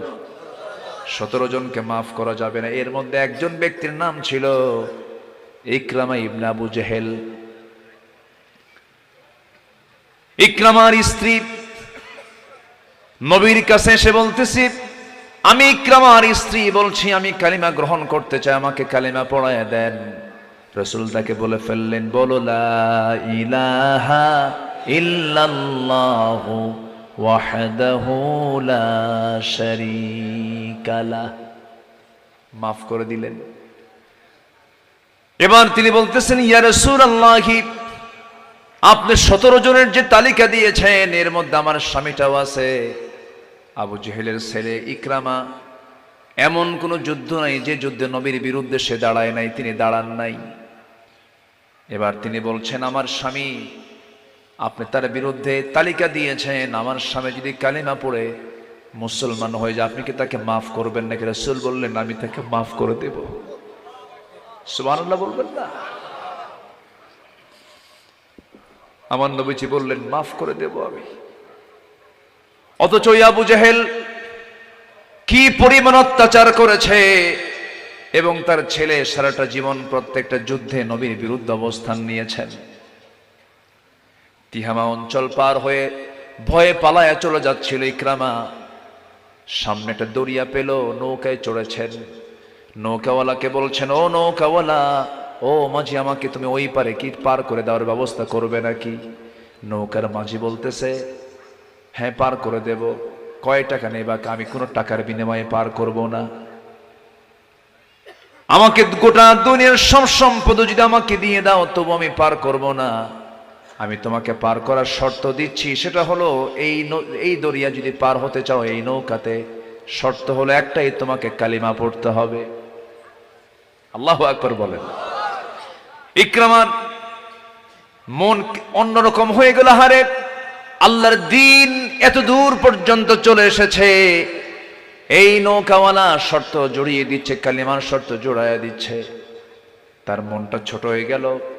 মনে মনে তার মধ্যে একটা ফিলিংস চলে আসলো, না না, দিন তো গ্রহণ করা দরকার। স্বামীর খোঁজে বের হয়েছেন স্ত্রী। ইকরামার স্ত্রী খুঁজে খুঁজে স্বামীকে বের করে বলেন, স্বামী আমার, নবীর কাছ থেকে পরামর্শ নিয়েছি, তিনি সিদ্ধান্ত জানিয়েছেন আপনি দিন গ্রহণ করলে আপনাকে মাফ করে দেওয়া হবে।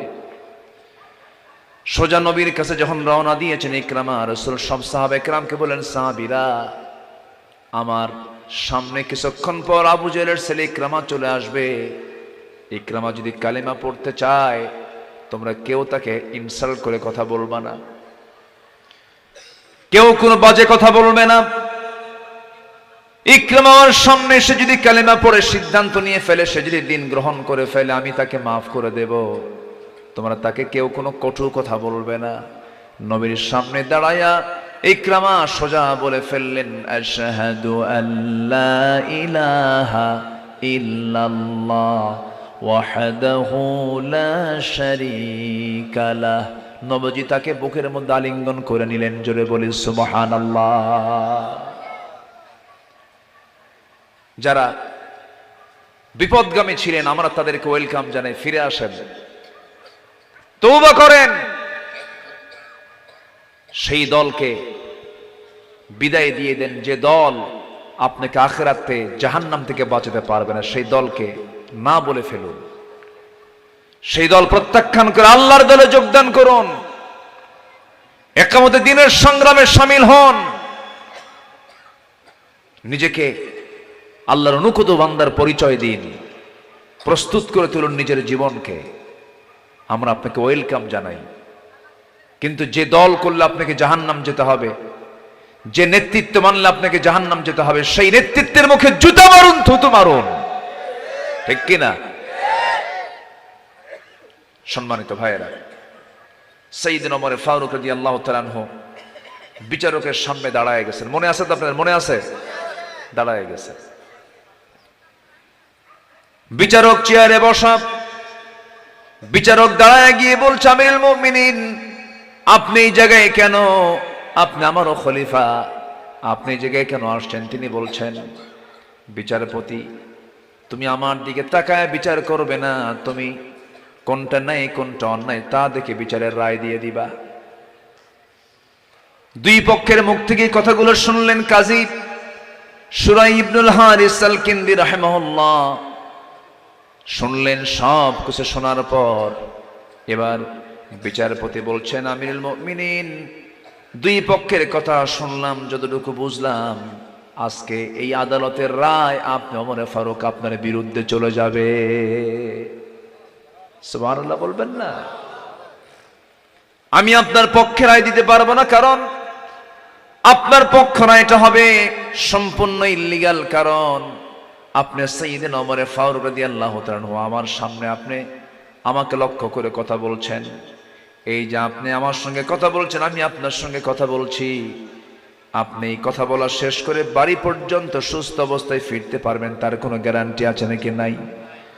তাই যদি হয়ে থাকে, আপনি ওই ঘোড়া বিক্রেতার কাছ থেকে আপনি সুস্থ ঘোড়ায় কিনেছিলেন, লেনদেন করেছেন, সম্পূর্ণ কেনা বেচা হয়ে গেছে, সম্পূর্ণ শর্ত পূরণ হয়ে গেছে, ঘোড়াটা আপনার মালিকানায় চলে গেছে। আপনার মালিকানায় যাওয়ার পরে যদি সেই ঘোড়াটা যদি অকেজ হয়ে যায়, অসুস্থ হয়ে পড়ে, এটার সম্পূর্ণ দায় আপনাকে নিতে হবে, ঘোড়াওয়ালার উপরে এই দায় দেওয়া যাবে না।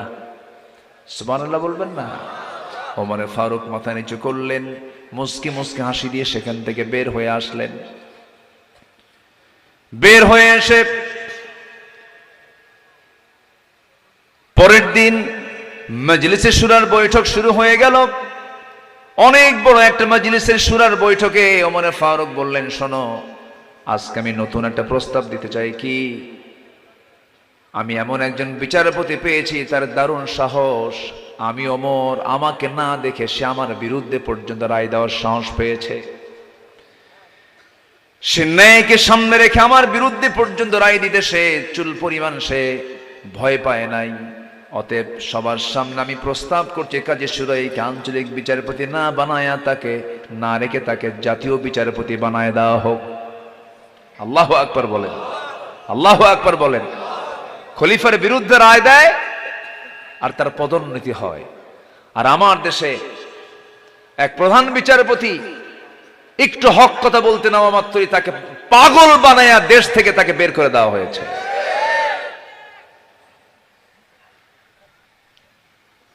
অত্যাচার করবেন, জুলুম করবেন, আপনাকে সেই জুলুমের ফলাফল আপনাকেও ভোগ করতে হবে, ঠিক কিনা?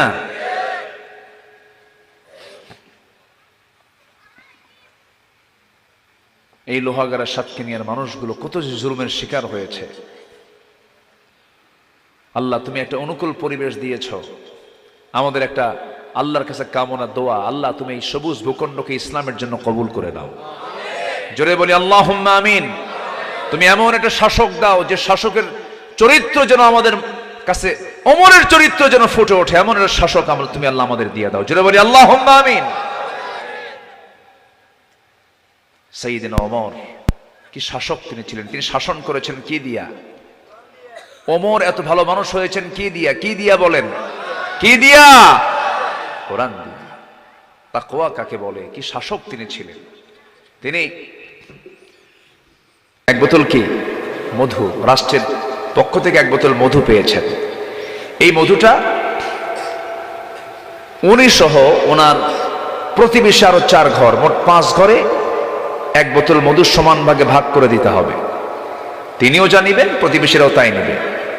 তো বোতলটা নিয়ে এসে বউয়ের হাতে দিয়ে বলছেন, আমার স্ত্রী, তুমি এই বোতলের মধুটা 5 ভাগে ভাগ করো, এর মধ্যে একটা ভাগ হবে আমাদের আর বাকি ভাগ হবে প্রতিবেশীদের।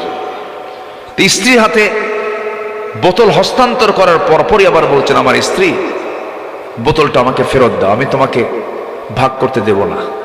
বলুন তো, কোনো স্বামী যদি স্ত্রীর সাথে এমন আচরণ করে কি মানে কি অসুবিধা হবে? হ্যাঁ, লাগতে পারে, কিছু লাগতে পারে।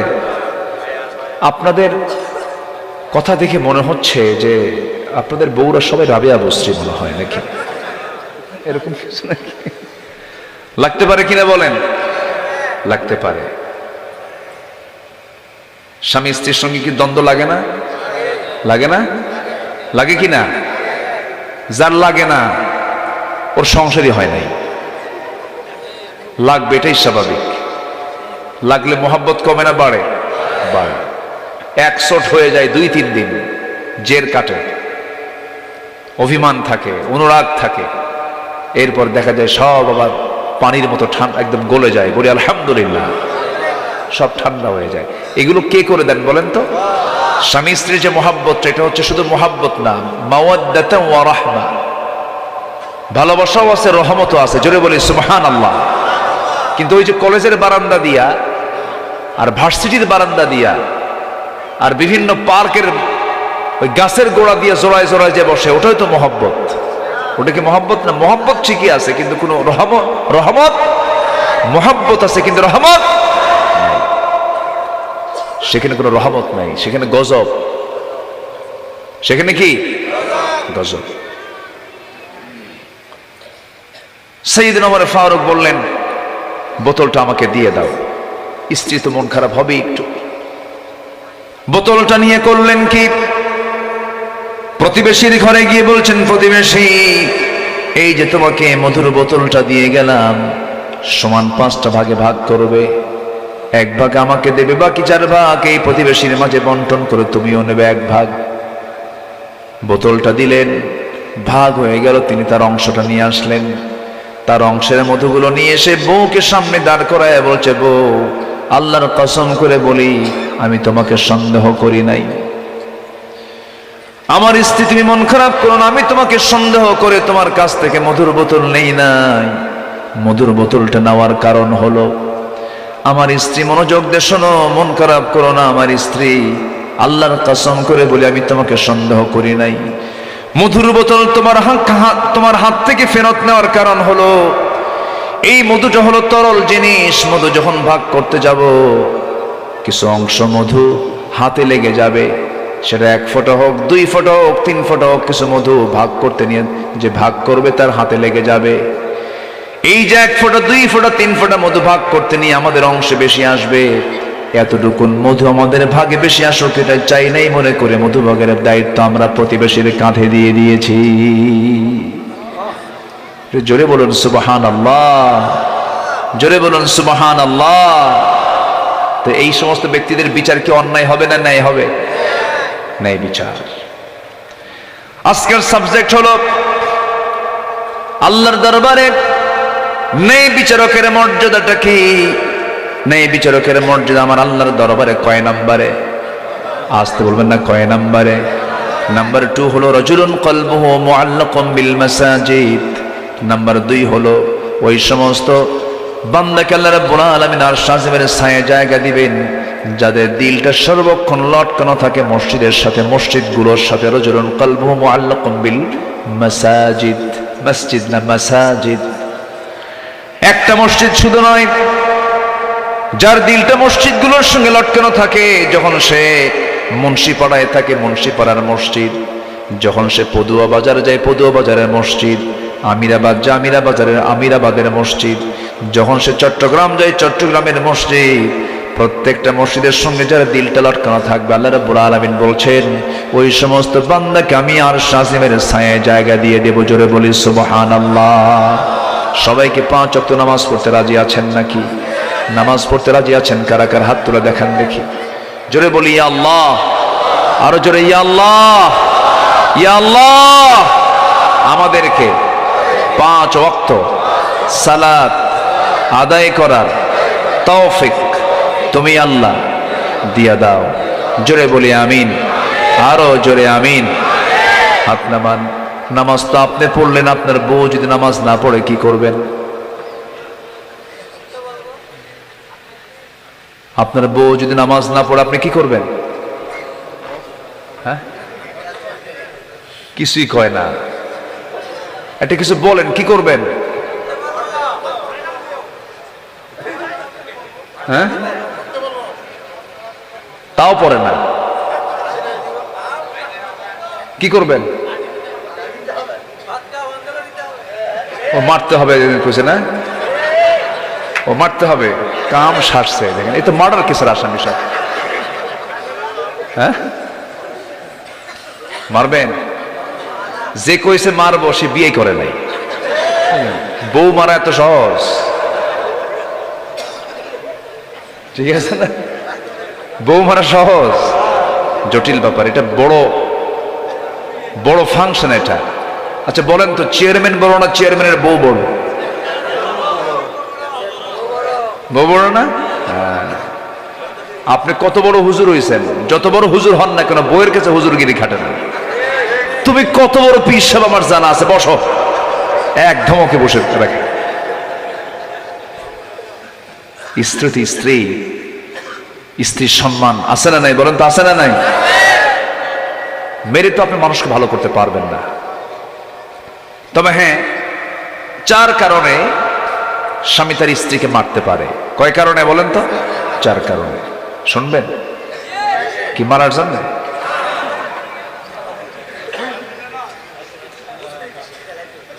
চার কারণে শাসন করা যাবে।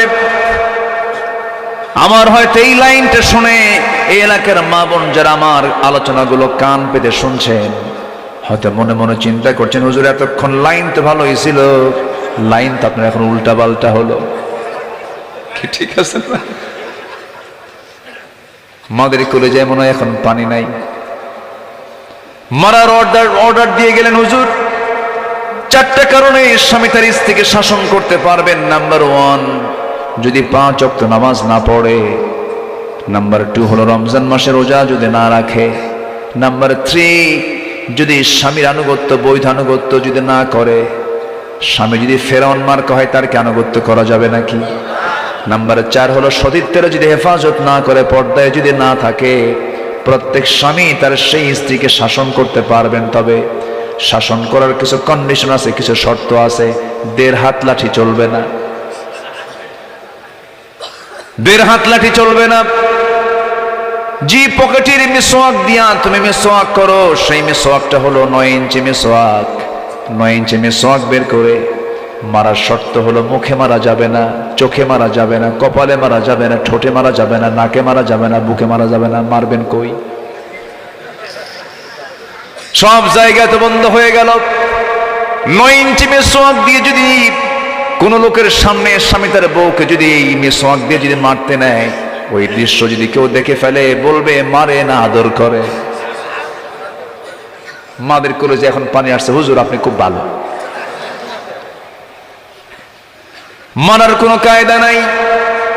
রাসূল কোন স্ত্রীকে মেরেছেন এমন কোন রেকর্ড নাই, বরং রাসূল মুহাব্বত দিয়ে দুনিয়া জয় করেছেন। যেখানে গেছেন মুহাব্বত ছড়িয়ে দিয়েছেন। নবীজি মক্কা বিজয় করলেন, মক্কার মাটিতে তিনি একাকী চলতেছেন, কেউ তাকে চিনতেছেন, অনেকে তাকে চিনে নাই। এক বুড়ি মহিলা ভয়ে থরথর করে কাঁপতে কাঁপতে এক টোপলা মাথায় বিশাল বড় টোপলা নিয়ে রওনা দিয়েছে। মক্কা ছেড়ে সে দূরে চলে যাচ্ছে, বেদুইন গ্রামের মধ্যে চলে যাচ্ছেন। এবার মুহাম্মদ আসতে মক্কা দখল করতে সব মেরে শেষ করে ফেলবে, রক্তাক্ত করে ফেলবে। নবী তার সামনে দাঁড়িয়ে বলছে, বুড়িমা কি হয়েছে জানো না? মুহাম্মদ আসছে মক্কা দখল করতে, শেষ। কার সামনে কয়? নবীর সামনে বলে। রাসূল বলছেন, ও বুড়িমা, আপনি তো বুড়ি মানুষ, এত বড় টোপলা আপনি নিতে পারবেন না, দেখুন আপনি আমাকে দিলে পরে আমি আপনাকে খেদমত করে দেব। তার হাতে টোপলা দেওয়া হলো। নবীজির সামনে সামনে হাঁটেন, পিছন দিকে বুড়ি রাস্তাগুলো চেনায় চেনায় দেয় রাসূল গন্তব্যে পৌঁছায় দিয়ে। এবার তিনি চলে আসতেছেন, চট করে পিছন থেকে ডাক দিয়ে বলছে, যুবক তোমাকে যেতেই দেব না যতক্ষণ না তুমি তোমার পরিচয়টা না দেবে। আমার নবীজি মুস্কা হাসি মেরে বললেন, যার ভয়ে এত দূর থেকে এত দূর পর্যন্ত আসলেন সেই লোকটাই হলো আমি মুহাম্মদ সাল্লাল্লাহু আলাইহি ওয়াসাল্লাম। ইসলাম তো উদার, আমরা কেন প্রতিশোধ নিতে যাব? তবে হ্যাঁ, এটাও সত্য, কোন খনি কোন জালিমের কোন রেহাই নাই, কোন রেহাই। আমার বন্ধুগণ, অনেক লম্বা লম্বা কথা, একটা রাত পেয়েছি, অনেক বড় সাবজেক্ট দেওয়া হয়েছে। আল্লাহ রাব্বুল আলামিন সুন্দর করে রাসূলকে বলছেন, ইন্নাল্লাহা ইয়া'মুরুকুম আন তু'আদ্দুল আমানাতি ইলা আহলিহা ওয়া ইযা হাকামতুম বাইনান নাসি আন তাহকুমু বিল আদল ইন্নাল্লাহা নি'ম্মা ইয়া'ইযুকুম বিহি ইন্নাল্লাহা কানা সামিআন বাসীরা। জোরে বলুন আল্লাহু আকবার। আল্লাহ পাক তোমাদেরকে অর্ডার করেছেন, যার জামানত তার কাছে সেটা পৌঁছায় দাও। যখন তোমরা কোনো বিচার কার্য ফয়সালা করবে মানুষের মাঝে, আন তাহকুমু বিল আদল, আদালত কায়েম করবে, সঠিক রায় তোমরা দিয়ে দিবে। কোনো ব্যক্তির চেহারার দিকে তাকাবে না, কোনো স্বজন প্রীতি দেখাবে না, সঠিক যে বিচার হবে সেই বিচারটাই করে দেবে। এই হুকুমটা দিয়েছেন তিনি আমার কে? মদ্যপানের রিপোর্ট এসেছে, ছেলের নামে ওমরে ফারুক, তাকে ছেড়ে দিয়েছেন নাকি? মারতে মারতে মরে গেছে, তবুও তিনি বেত্রাঘাত বন্ধ করেন নাই, কাউকে দিয়ে বেত্রাঘাত করতে দেন নাই। ওমরে ফারুকের মতো একজন বিচারপতি, ওমরে ফারুকের মতো একজন শাসক আমার দেশে যদি চলে আসতো, তার শাসন আমলে হিমসের একজন গভর্নর ছিলেন মুসাব ইবনে আমির রাদিয়াল্লাহু, কি বলে, সাঈদ ইবনে আমির রাদিয়াল্লাহু তাআলা আনহু, হিমসের গভর্নর। নতুন তাকে পাঠিয়েছেন, 1 বছর যায় নাই, জনগণ তার বিরুদ্ধে রিপোর্ট করে মদিনায় এসে বলতেছে, আমিরুল মুমিনিন এমন একজন গভর্নর দিয়েছেন যে গভর্নরটা অকেজো গভর্নর, কাম হবে না কেন? 4টা দোষ তার বিরুদ্ধে রিপোর্ট করা হলো। নাম্বার 1, আমাদের গভর্নর অফিসে প্রত্যেক দিন দেরি করে আসে। আমাদের গভর্নর সপ্তাহে 1 দিন অফিসে আসে না, সন্ধ্যার পরে কথা বলে না, আমরা গেলেও সন্ধ্যার পরে সে ডাকে সাড়া দেয় না।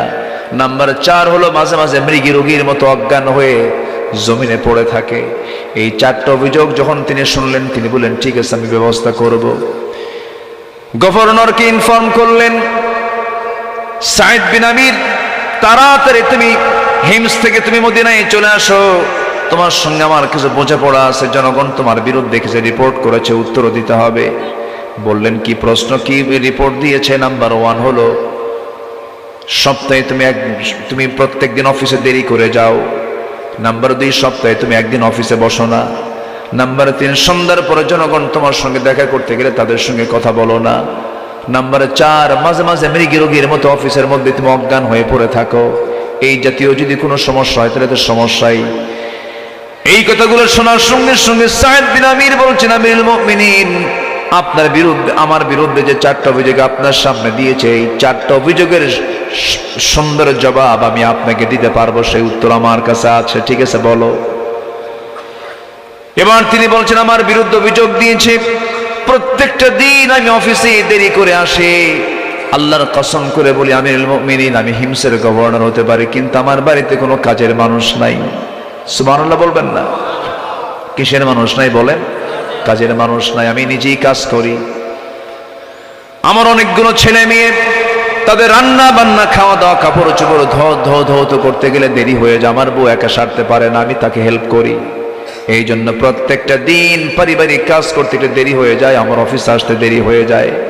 ওমরে ফারুক মাথা নিচু করে শুনতেছেন। এবার বলা হলো, সপ্তাহে তুমি কেন একদিন আসো না? তিনি বলছেন 7 দিনের একদিন শুক্রবার আমি সেই দিন অফিসে বসি না, কারণ আপনি আমার গায়ে যে জামাটা দেখতেছেন এই জামা ছাড়া বিকল্প কোনো জামা, দ্বিতীয় কোনো জামা আমার বাড়িতে নাই, আমার নিয়ন্ত্রণে নাই। এই জামাটা 6 দিন পরি। 7ম দিন যখন পড়তে যাই জুমার দিন, পরিচ্ছন্ন কাপড় না পরলে কেমন হয়, সেদিন কাপড়টা ধুয়ে দেই, ধুয়ে দিয়ে বিকল্প কোনো কাপড় পরবো, সেই কাপড়টা আমার নাই, এই জন্য আমার সেদিন সেদিন অফিসে যাওয়া হয় না। ওমরে ফারুকের চোখে পানি। ওমরে ফারুক কাঁদতেছেন আর মনে মনে চিন্তা করছেন, আহারে আমি কার দোষ ধরতে বসেছি। এবার বলছেন, সাঈদ তোমার বিরুদ্ধে আরেকটা অভিযোগ হলো, সন্ধ্যার পরে যখন জনগণ তোমার সঙ্গে দেখা করার জন্য যায় তুমি তাদের কোনো ডাকে সাড়া দাও না। তিনি বলেন, আমিরুল মুমিনিন, সারাটা দিন জনগণের কথা শুনি, সন্ধ্যা যখন হয়ে যায় আমি বাড়িতে ঢুকি, আমার পরিবারকে সময় দেই, সন্তানদেরকে দিন শেখাই, কোরআন শেখাই, সারাদিন জনগণের পক্ষে কাজ করি, সন্ধ্যার পরে বাচ্চাদেরকে সময় দিয়ে দেই, পরিবারকে সময় দেই, আর এশার নামাজ পড়ে একটু ঘুমায় যায়। তাহাজ্জুদে গোটা রাত আমি আল্লাহকে সময় দেই নামাজের ভিতরে। জোরে কোন সুবহানাল্লাহ। সাইয়েদনা ওমর ফারুক বলছেন, সাঈদ নাম্বার 4 তোমার বিরুদ্ধে অভিযোগ দিল, মৃগ রোগীর মতো অজ্ঞান হয়ে তুমি জমিনে পড়ে থাকো মাঝে মাঝে অফিসের ভিতরের কারণটা কি? সাঈদ বিন আমির বলছেন, আমিরুল মুমিনিন, আল্লাহর কসম করে বলি আমি অন্য কোনো কারণে এরকম অজ্ঞান হয়ে যাই না, মাঝে মাঝে অফিসে বসে আমার ভাই শহীদের একজন শহীদ সাহাবীর কথা আমার মনে হয়ে যায়। ওই যে খোবায়েবকে যখন মেরে ফেলা হলো, খোবায়েবকে যখন চোখের সামনে সব কাফের মুশরিকরা যখন ধরে শুলে চড়াইয়া দিল, আমার চোখের সামনে আমি নিজে চোখে দেখেছি খোবায়েবকে এত জোর আঘাত করেছে, ডান হাত ছিটকে পড়েছে, বাম হাত ছিটকে পড়েছে। আমার চোখের সামনে এমন লোমহর্ষক ঘটনা, নিজাত তরবারির আঘাত আমার ভাই খোবায়েবের দিকে করা হয়েছে, খোবায়েবের বুক দিয়ে ঢুকে পিঠ দিয়ে সেই তরবারি বের হয়ে গেছে। আমার আগে মনে হয় নাই, কিন্তু দিন যেদিন গ্রহণ করেছি সেই দিন থেকে এমন কোনো দিন নাই যেদিন ওই ভাইয়ের কথাটা মনে হয় না। আহারে আমার সামনে এত বড় মার্ডার করেছে, এত বড় হত্যাকাণ্ড করেছে, আমি কোনো কিছুই বলি নাই, প্রতিবাদ করি নাই, আমি তো সেই সময় দিন গ্রহণ করতে পারি নাই। সেই খোবায়েবের কথা যখন মনে হয়ে যায়, মৃগী রোগীর মতো অজ্ঞান হয়ে আমি জমিনে পড়ে থাকি।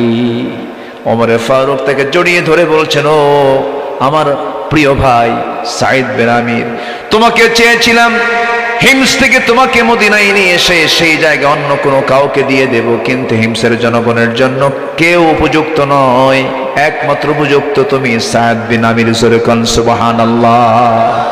ওমরে ফারুক একদিন ওই এলাকায় ঢুকলেন, হিমস নামক এলাকায় ঢুকে বললেন, গরিবের একটা তালিকা করো। কিসের তালিকা? গরিবের তালিকা করো, খুব অভাবী যারা তাদের একটা তালিকা করো। সেই তালিকা, লম্বা একটা তালিকা ওমরে ফারুকের হাতে দেওয়া হলো। সেই তালিকার ভিতরে যখন তিনি চোখটা রাখলেন, 1 নম্বরে লেখা আছে সাঈদ। বলা হলো, এটা কোন সাঈদ? এই এলাকার গভর্নর, সে হচ্ছে 1 নম্বর ফকির। আল্লাহু আকবার বলে। আমার বন্ধুগণ, আমার ভাইয়েরা, একজন বিচারকের দাম কত? সেই বিচারক যদি আদর্শ বিচারক হয়, আল্লাহর দরবারে তার সবচাইতে মর্যাদা বেশি। এই বিষয়টা আমি আজকে আপাতত এই পর্যন্ত রাখলাম। নাম্বার 2, আমাকে যে বিষয়টা বলতে বলা হয়েছে হক এবং ন্যায় বিচার প্রতিষ্ঠায় বিশ্বনবীর শিক্ষা, তার আদর্শের একটা বিবরণ শুনতে চেয়েছেন। আমার নবীজি যত বিচার করেছেন সমস্ত বিচারগুলো ছিল হলো ইনসাফ ভিত্তিক। জোরে বলি আল্লাহু আকবার। নবীজি খুনের বিচার করেছেন। কিসের বিচার? খুনের বিচার করেছেন, জিনার বিচার করেছেন। আমার নবীজি চুরির বিচার করেছেন, চুরির বিধান জারি করেছেন। আমার নবীজির জীবদ্দশায় কোন এক মহিলা মানুষ চুরি করেছে, তার নাম ফাতিমা। আমার নবীর মেয়ের নাম কি? ফাতিমা। ফাতিমা নামের একজন মহিলা, সম্ভ্রান্ত পরিবারের, সে চুরি করে ধরা পড়েছে। ওমর ফারুক রাদিয়াল্লাহু আনহু আমার নবীর সামনে দাঁড়ায় আছেন। আমার নবীজি সুস্পষ্ট ভাষায় জানিয়ে দিলেন, যদি কোনো চোর চুরি করে, কোনো মহিলা যদি চুরি করে, ওই চোর হোক চুন্নি হোক যেটাই হোক না কেন, ফাকতাউ আইদিয়াহুমা, তার হাতটা কেটে ফেলে দাও। কার বিধান? আসতে বলবেন না, কার বিধান? আল্লাহর বিধান। কিন্তু যে মেয়েটা চুরি করে ধরা পড়েছে, সম্ভ্রান্ত পরিবারের মহিলা, সাইয়েদনা ওমর ফারুকের কাছে সুপারিশ করা হলো। তিনি এসে রাসূলকে বললেন, ইয়া রাসূলুল্লাহ, কি করা যায়? নবীজির চক্ষু লাল টকটকে হয়ে গেছে আর বলছেন, ওমর, তোমার দারাজ কণ্ঠ গেল কোথায়? একজন চোরের পক্ষে তুমি কেমন করে কথা বলো? এমন সুপারিশ তুমি আমার সামনে নিয়ে আসবে না। একটা কথা জেনে রেখে দিও, এই জায়গায় ওই বংশের ফাতিমা চুরি না করে যদি বিশ্বনবীর কলিজার টুকরা ফাতিমাও যদি চুরি করে ধরা পড়তো, আমি রাসূল নিজে ফাতিমাকে ধরে এনে সবার চোখের সামনে আমি তার হাতটা কেটে ফেলে দিতাম। জোরে বলি আল্লাহু আকবার, আরো জোরে আল্লাহু আকবার। বিচার, যে বিচারটাই হবে সেই বিচারটা হতে হবে কোন কিতাবকে সামনে রেখে? কোন কিতাবকে সামনে রেখে? আল্লাহ তাআলা আমাদেরকে সাহাবে কেরাম, আম্বে কেরামদের জীবন থেকে আদর্শ গ্রহণ করে সে আদর্শ বাস্তব জীবনে আল্লাহ তাআলা বাস্তবায়ন করার তৌফিক সবাইকে দান করুন। আমি আমার কথা আর বাড়াতে পারছি না, অনেক রাত হয়েছে। আপনাদের বসার লক্ষণ দেখে মনে হচ্ছে হিয়া হাত্তা মাতলাইল ফজর। হ্যাঁ, থাকবেন সবাই? এখনো থাকতে রাজি আছেন? সবাই থাকেন, আমি যাই। আর কি করব, যতটুকু হয়েছে আমরা বলে ফেলি আলহামদুলিল্লাহ। সবাইকে ফজর পড়বেন, সবাইকে ফজর পড়বেন। জোহর, আসর, মাগরিব, আয়েশা, কয় ওয়াক্ত নামাজ? জোরে বলেন, কয় ওয়াক্ত নামাজ? একটা মেয়ে যদি ভালো হয়ে যায়, একটা মেয়ের কারণে 4টা পুরুষ ভালো হয়ে যায়। আলহামদুলিল্লাহ বলবেন না? স্বামী ভালো হয়ে যায়, ছেলে ভালো হয়ে যায়, ভাই ভালো হয়ে যায়, শ্বশুর বাড়ি ভালো হয়ে যায়, বাবার বাড়ি ভালো হয়ে যায়। আল্লাহু আকবার বলেন। একটা নারীকে ভালো হওয়ার দরকার আছে না নাই বলেন তো? সামান্য চকলেট, 1 টাকা দামের চকলেট, সেও তাকে ঢাকার জন্য কি ঢাকে না? ঢেকে থাকে না? যদি চকলেট না ঢাকে সেটা কেউ খাবে? খাবে না। সামান্য 1 টাকার চকলেটটাকেও পর্দায় থাকতে হয়। আপনি নারী, আপনার দামটা কত? সে নারীটা উলঙ্গ হয়ে রাস্তায় বের হয়, রোগ সৃষ্টি করে, সমাজে ব্যাধি সৃষ্টি করে ফেলে, কপটতা সৃষ্টি করে ফেলে। অতএব আমার আপনার বাড়িতে যে মা বোনগুলো আছে, আমরা কি তাদেরকে ঢেকে রাখবো না ইনশাআল্লাহ? জোরে বলি ইনশাআল্লাহ। পরপুরুষের বদনজর থেকে আল্লাহ পাক হেফাজত করুন। জোরে বলি আমিন। কিছু কিছু মহিলা আছে স্বামীর সামনে সাজে না, কিন্তু মার্কেটে যদি দারুণ সাজা সাজে, আছে না নাই বলেন তো? আছে না নাই? এটা কি ভালো লক্ষণ না খারাপ লক্ষণ? খারাপ লক্ষণ। মেয়েরা পারফিউম ব্যবহার করতে পারবে না কেন? বাইরে গেলে পারফিউম তাদের জন্য ব্যবহার করা জায়েজ নেই। যত সুগন্ধি লাগাবে ঘরের ভিতরে, যত রং লাগাবে, সব ঘরের মধ্যে রং, বাইরের কাউকে দেখানো যাবে না। সারা বছর বোরকা পরে, ঈদের দিন আর বিয়ের দিন বোরকা ছাড়ে। আসেন এরকম? আছে না কিছু মহিলা? আছে না? আল্লাহ তুমি এলাকার মাদেরকে যথাযথভাবে পর্দা অবলম্বন করার তৌফিক তুমি আল্লাহ দিয়ে দাও। 14 জন পুরুষ ছাড়া পৃথিবীর সকল পুরুষের সঙ্গে পর্দা করার তৌফিক দাও। 14 জন পুরুষের সামনে কোনো পর্দা নাই। যেরকম ছেলে পর্দার দরকার আছে নাই, এর মানে কি গায়ে কাপড় চোপড় পরার দরকার নেই? কিছু কিছু অসভ্য মা আছে, ছেলেদের সামনে আপত্তিকর পোশাক পরে, বুকের ওড়না থাকতে হবে, লম্বা প্রশস্ত ওড়না দিয়ে নিতম্ব এবং বুকটাকে ঢেকে ফেলতে হবে, ঢেলা ঢেলা কাপড় চোপড় পরে। এগুলো মিনিমাম এই সৌজন্যতা, এই কি বলে এটাকে বলে হচ্ছে অর্থাৎ ভদ্রতা এবং উচ্ছৃঙ্খলপনার কোনো পোশাক একজন নারী পরতে পারবে না। অর্ধলগ্ন কোনো পোশাক পরা যাবে না। এমনকি ছেলের সামনেও ওই জাতীয় পোশাক পরা হালাল না হারাম? হারাম। আল্লাহ তুমি এলাকার মা বোনদেরকে বোঝার তৌফিক দাও। জোরে বলি আল্লাহুম্মা আমিন। আমি আমার কথা আর বাড়াবো না। কেমনে আজকে এত সময় চলে গেল বুঝলাম না। হ্যাঁ, প্রায় 1টা বাজতেছে, 1:45 দিকে চলে যাচ্ছি আমরা এখন দোয়া করব। সবাই নামাজের মতো করে বসে, একটু নামাজের মতো করে বসে আমরা আল্লাহর কাছে চাই। এলাকায় কি ঠান্ডা বেশি নাকি?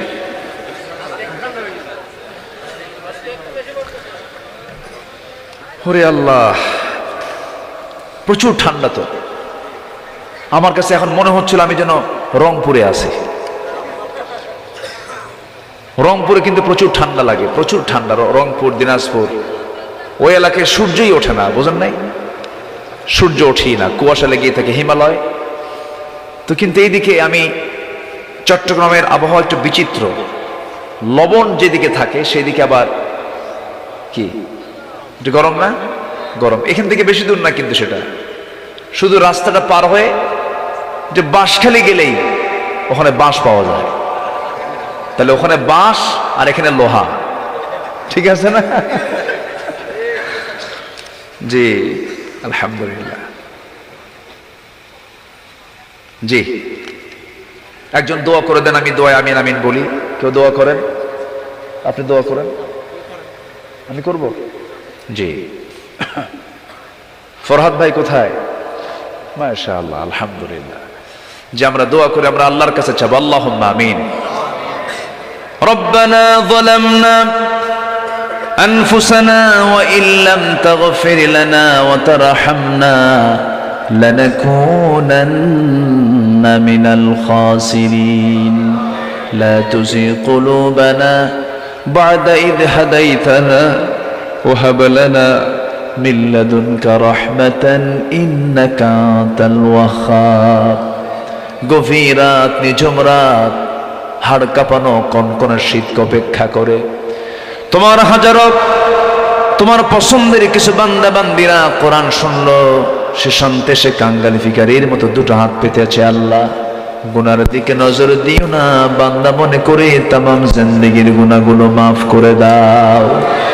জনম দুঃখে মা যারা চলে গেলেন, জিন্দেগির গুনাহগুলো মাফ করে দাও, কবরগুলোকে জান্নাতের টুকরা বানায়া দাও।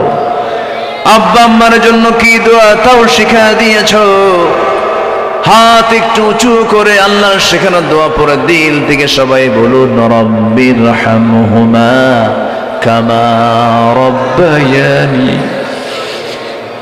সগীরা রব্বিরহামহুমা কামা রব্বায়ানি সগীরা রব্বিরহামহুমা كما ربياني صغيرا